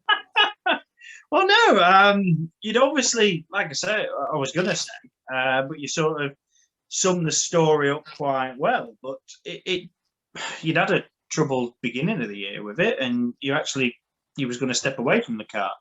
But then with your dad making these changes, which transformed it, and you went to the nationals and you ended up winning it again, creating a bit of history for first Chevy engine to win in Class 3.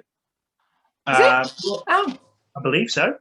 And also you can have the unique distinction, which I don't think anybody will have, is that you've won the nationals in a twin, a Chevy and a diesel. Hey, there you go. Yeah, Yeah, so I'll take that. in fact, I think you might be the only person to win in a Chevy and a twin. I know John Gay has won in a single bike engine and a Chevy, but I don't think anybody else has won in a Chevy and a twin. So help you there, but I'll take it. You definitely have some unique distinctions there, which you should be very proud of. It's usually something, a way people describe me, that, you know. But no, definitely be proud of all achievements that you have reached, especially with how nervous it began at the time, and how that initial outing went. But we're going to move on to the new generation, because obviously now Harry has very quickly established himself as a competitive young racer. Yeah. So come on then, where have you been most nervous, in the car or stood on the sidelines? It's really strange, because I thought I'd be really nervous watching Harry, in terms of, you know, just watching your child go around a track in a car. Yeah. And I actually never was. Really strange. He had a go in a field once before he came to Scunny Test Day. Yeah. And he completely shocked me and Tim at his car handling skills, because it was a bit slippy and he was going sideways and he was completely in control. And I was like, oh my gosh, because we always laughed and said he would be the mechanic, because he loves anything mechanical, constructing, and he was always a bit nervy around go-karts and things, and it's not quite working right. And Rosie was the one that was flat out, didn't care, gone. So we always thought that Rosie would be the racer and Harry would be like the mechanic and enjoyed that side of things. But he got in and he never looked back. And I think the most nervous I've ever been was his national final. Yeah. Well, yeah. But I mean, come on, at 12, you know. Yeah, first year making national final, you can't do better than that, really, can you? No. Because I mean, I remember watching him at the Scunny Shakedown Test Day, and you were a little nervous, I must say. I did see you, and because obviously first time out on a track with others, it's always there, and it can be the same for you. Like when you started, I mean, is he going to like it? Is he going to enjoy racing close to other cars and things like that? And throughout the year, I did watch him, and he did. It was sort of like a gradual progression at first, and then suddenly this extra confidence came along him, and like he was almost making a Baz final. Then he was making a big final, and then national final, which it's not just that. You've got obviously the nerves of getting through the semi-final to get to that stage. So he certainly looks like he's got a bright future. Hopefully, obviously, the future will be allowed to come. But I take it he's certainly keen to get back racing like we all are. Yeah, really keen. You know, I just want to touch on the COVID thing, really, because as much as it's crap for everybody and adults and missing racing, I really feel for the kids, because Harry is now 14.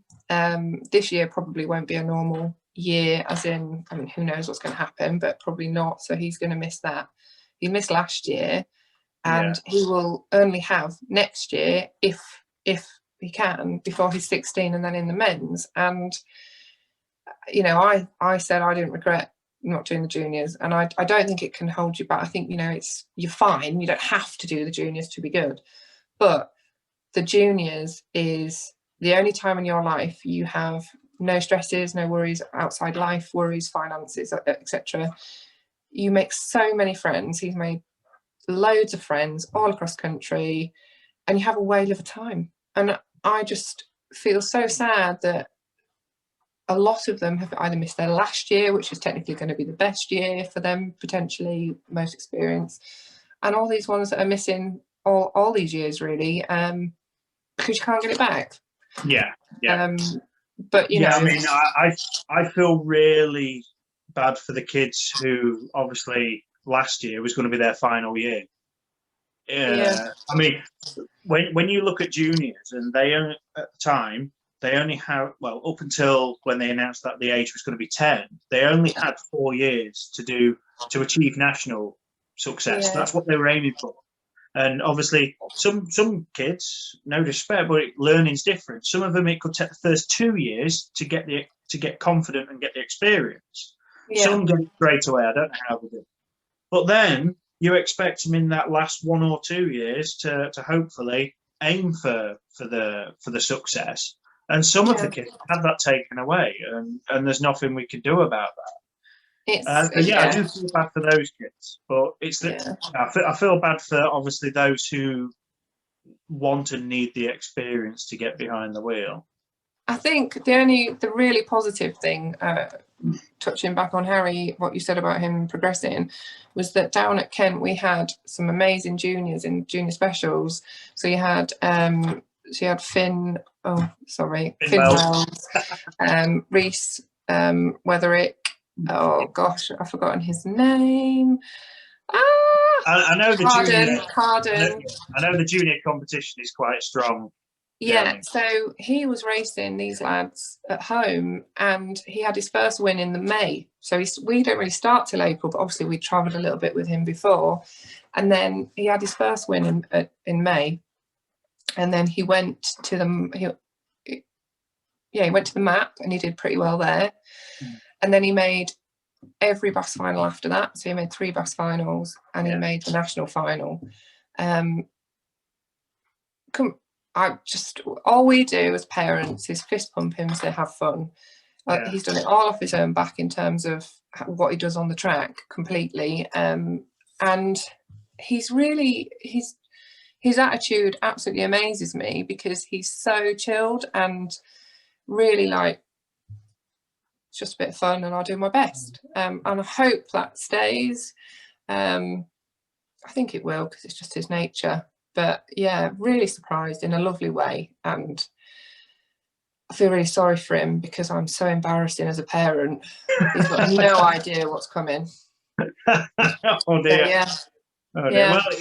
Well, when he watches this and sees that bit, then he'll be ready for it now.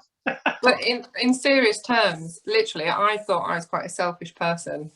Well, I am, but nothing beats seeing your child do well. Nothing. You know, my nationals trophy I'm exceptionally proud of, and proud of everything I've achieved, but watching him, it's way better. Oh yes, yeah, I can agree. So you may not, until you actually sent me through some details of what you've done, did you realise that you have actually achieved so much?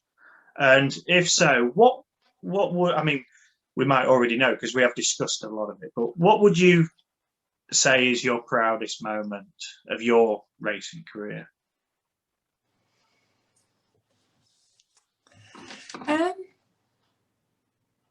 Because everything you've done has been on a different way. Nothing's been the same. Like, every car has been different. It's really difficult to answer, actually, because I have only achieved what I've achieved through other people's support, really. And I think that's quite apparent. You know, my first nationals win wouldn't have happened without Tony letting me race his car, and Tim backing me up the whole time, and my dad. You know, 2013 again, my dad, really, and being something different was nice. They're all really individual, and it's really hard to pick one that I could say stands out the most. I mean, that your first ever nationals win is something else, and I don't think you can really top that feeling. But because mine have been really different, different classes, well, sorry, not different classes, but different types of cars, and obviously then different classes, etc. And like little nemesis with the 3, you know, they're all really special for different reasons. I just feel so lucky. It sounds so corny, but I've been supported by so many people that didn't need to support me at all. And I'm just really grateful for that. And yeah, you don't do it on your own. No. Nobody wins on their own. It is a team effort, and I'd love to win again at some point, but if I don't, I'm more than happy with my lot. And I always say, you know, with the nationals, and I've said it before, but nationals, bass, whatever it is, if it's not your turn, be happy for the person whose turn it is, because it's such a special day and they deserve that day. And it might be your turn the next time, and it's nice to be happy for that person. Probably don't sound like a very good racing car driver or somebody that you know, I don't know, I probably don't sound that thingy, but yeah, it's a hard one when you try and evaluate it all, I suppose.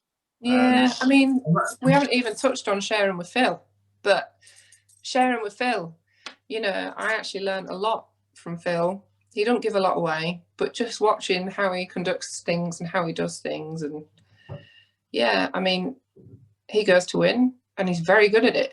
Yeah. You know, I don't know, just learn all the time. You never stop learning. I don't stop learning. Yeah. Yeah, I mean, I suppose in a way this is good, where a benefit. I mean, not everybody likes to share cars with one another. This is not something I was going to even think of, but obviously you've spent all your time sharing a car with somebody. Yeah. And it can benefit and it can't, because regardless of whether it's men's or ladies, the only person who knows what that car is doing at that time is the person who's driving. And if say with the Class 8 you shared with Phil could go out and do the first heat, it might not be quite right. He'll come back, and we know how knowledgeable Phil is about things, and he could say, well, this needs altering. Like if it's a suspension, it's not quite right, it's too soft, or it's too hard, or this isn't doing what it's meant to do. It can be altered for you. And then if you can gather an understanding of what it's doing, I mean, when a race is only about a minute and a half long, it's not a lot of time to take in what it's doing, but you can then come back and say, well, yeah, that worked, or it didn't, and then we may need to try something. I'm useless. Not necessarily. Yeah, no. I'm probably the worst person for feedback ever, and my dad and Tim will tell you, and probably even Phil, there's no point asking. Just feels a bit weird, bit winky, bit wonky on that bit. That's it.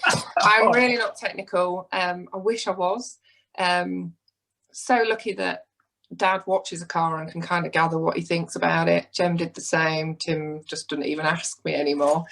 And yeah, but you're right.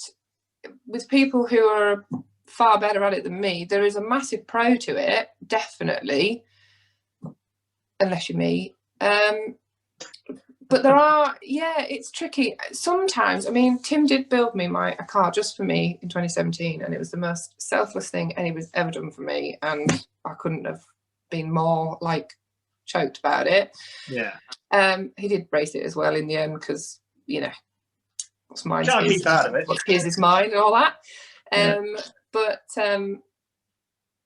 I'd never had a car up until that point built for me, so I've always shared. So you've always shared different seats and all, yeah. And I've watched lots of people have their own cars, and a lot of the girls that are successful now have their own cars. But then there are a lot that share, so that are brilliant. So, but there is definitely pros and cons to that. Definitely. Oh yeah. Well, what about this new car then, which came out last year for the new Extreme? Is it? Yeah. Yep. Did you get a go in it in the short season we had last year? Yeah, I did. Yeah. So obviously going into that with an open mind, obviously they weren't stress meetings. They were, because obviously we weren't racing for anything. It was literally practice. What did you think to it then? Driving something like that, did you enjoy the seat time, and are you looking forward to more? It honestly brilliant. So fast, so responsive. I feel really excited, I think is the word, about it. Ladies 8, men's 8, ladies 8, Class 8, whatever. is really tough.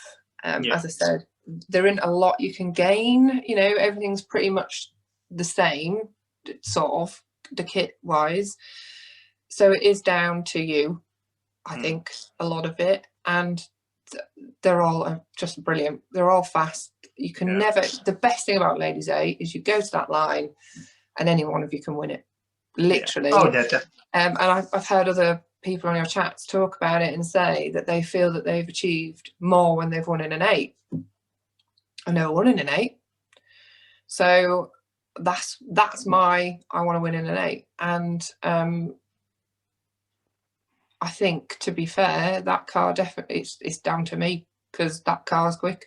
And yeah, I think, so you still got the same keenness to go out there and achieve. Then you're not going to sort of slightly fall back on the support of Harry and his race, and you still want to go out there. You still want to enjoy it, but you do want to push for success. Oh yeah, I don't sit there to not try. You know, I do still want to win, but I'd rather he won than me if there was a choice. So maybe not. But yeah, there's still things I'd like to achieve. Whether I achieve them or not, I don't know. I'll do my best. But I'm running out of time, because he will be in that car. And then I probably will take a back seat, because, you know, that's kind of what you do. Plus, it might never get to me in one piece. I don't know. But we sort of decided to have that car as a last-minute push before Harry would graduate into the men's.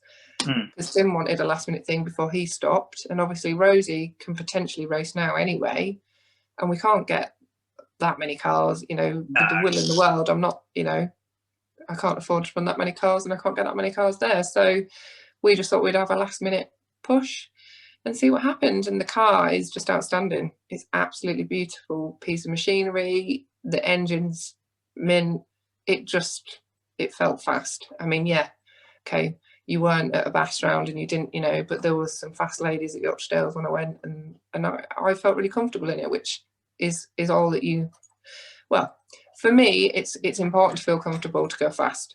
Yeah. Again, don't sound like a racing car driver, but that's just how I work. Yeah.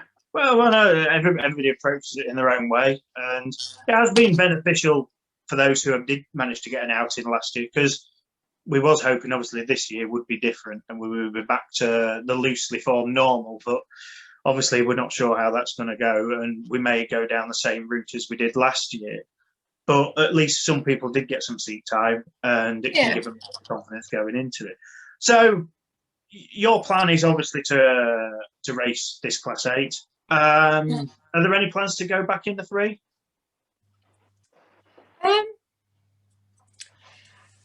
Obviously, I had a go in it.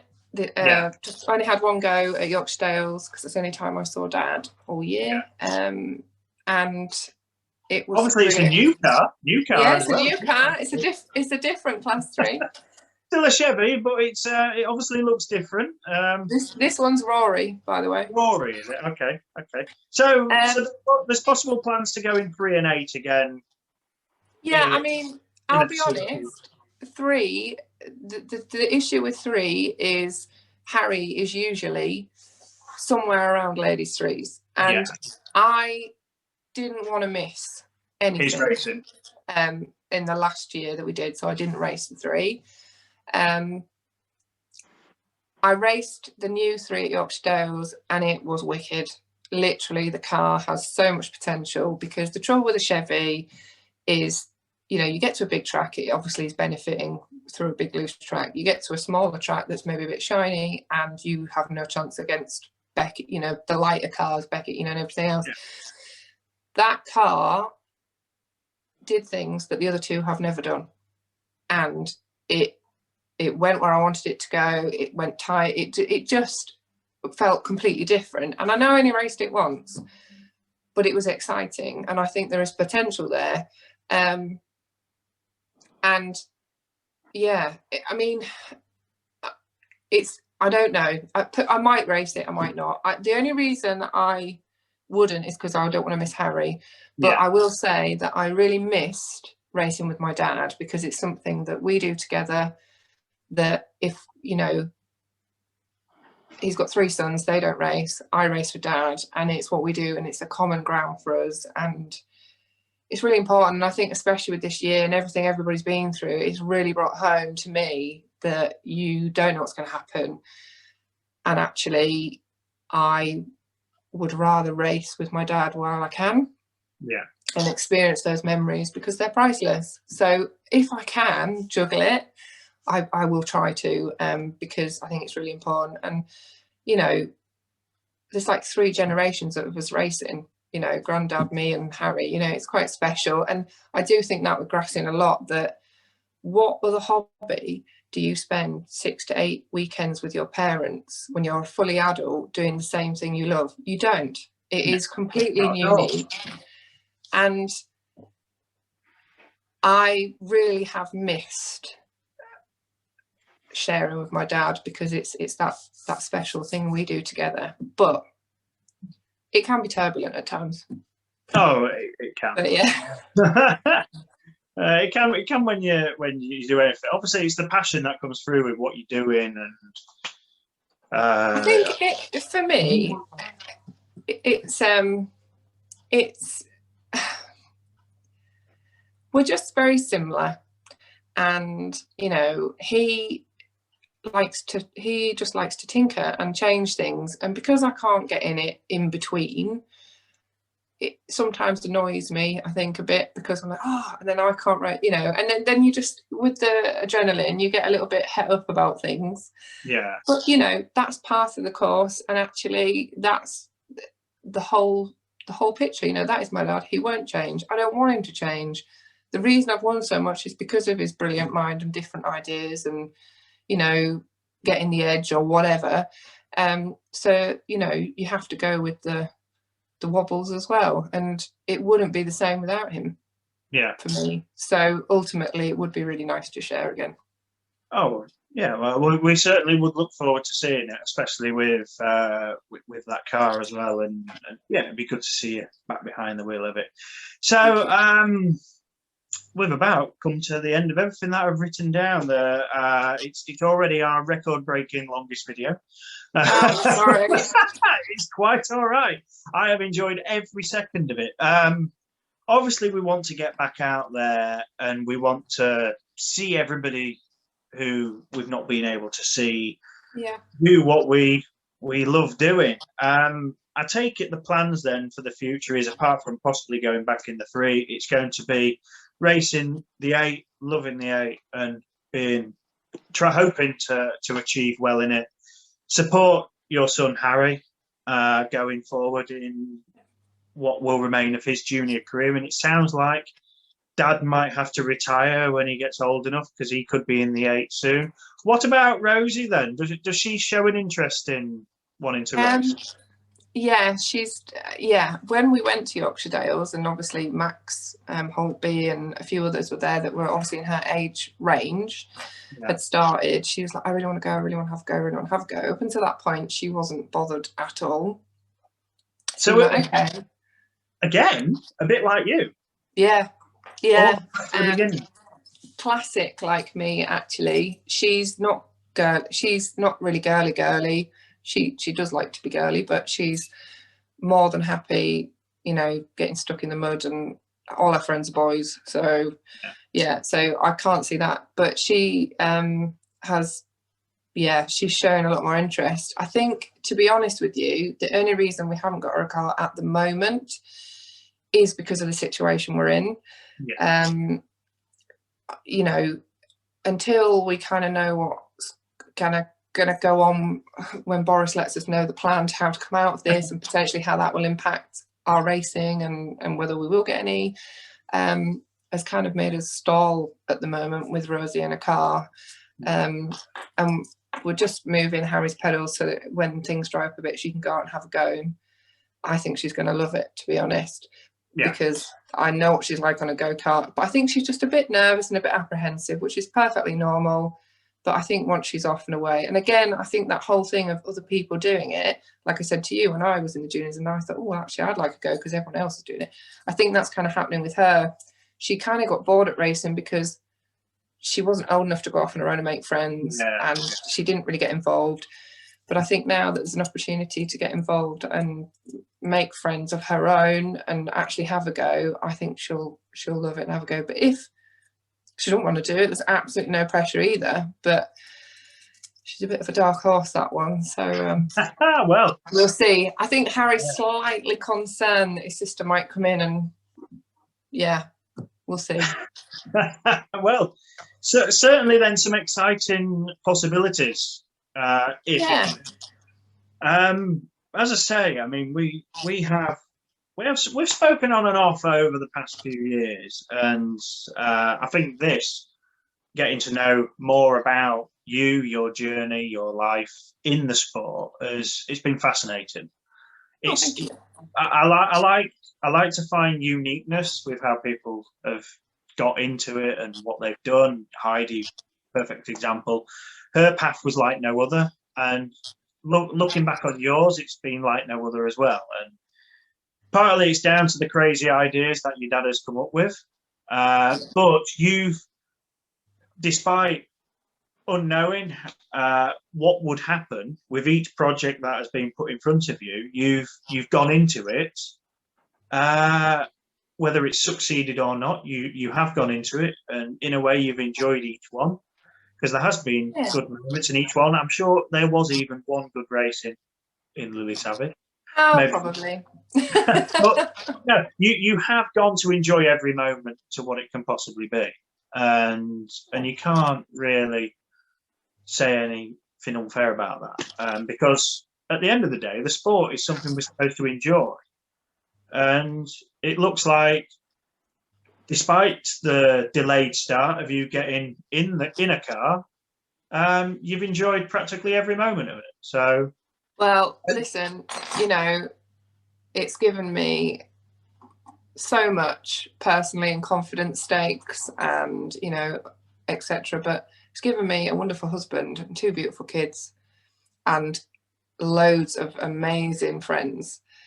Who I all miss, really, loads. And I think this lockdown and all this COVID has really brought home the importance of it, actually, because I did go through a stage where I was a bit fed up of it, to be honest. Sounds really bad, but I just got to a stage of like, I've had enough now. I'm getting a bit tired and things weren't going great, and you just lose a bit of spark with it. And actually, Harry coming on the scene really reignited that for me, and totally had a new fresh eyes on it, and revitalized it for me completely. But then with all this, it's made me realize actually how important it is. And live. I always laugh and say, oh, people live for racing, I used to when I was younger a lot. It's like every weekend wanted to race, and it was everything. And obviously then you grow and you mature a bit, and it's a bit different, and life comes at you from a different angle. But I miss everything about racing: the people, the atmosphere. It ain't just about the racing, really. I mean, I miss the racing, I miss the adrenaline, and I miss the winning and the losing and everything, really. But I miss, like I say, I really miss my family. I really miss my dad. And listening to other people's stories, and obviously Heidi as well, I just thought, you know what? Yeah, there might be bumps in the road with things being different, change, this, that, and the other. I might not win everything, and I'm not even doing it for that. Yeah, I'm doing it for a lot of other reasons, and the happiness it's brought Harry, priceless. Oh, definitely. I mean, I've got to a point, obviously, since I lost my dad, I've struggled to find the same passion for the sport, and doing all the videos I do every week, and just putting pictures on and all that helps keep my passion going. And I did get to a point where I sort of think, I don't want to do it anymore. I don't want to be in the sport anymore. I want to do something else. But now I'm like, what the bloody hell would I do without it? And this has helped me. This is why I want to do this. This is why I want to talk to people like you, because it helps me, And I think it has helped everybody I've spoken to. Yeah. And I hope it's helped yourself as well. Well, yeah, I mean, sort of reflect back and think, we have had some bloody good times. Yeah.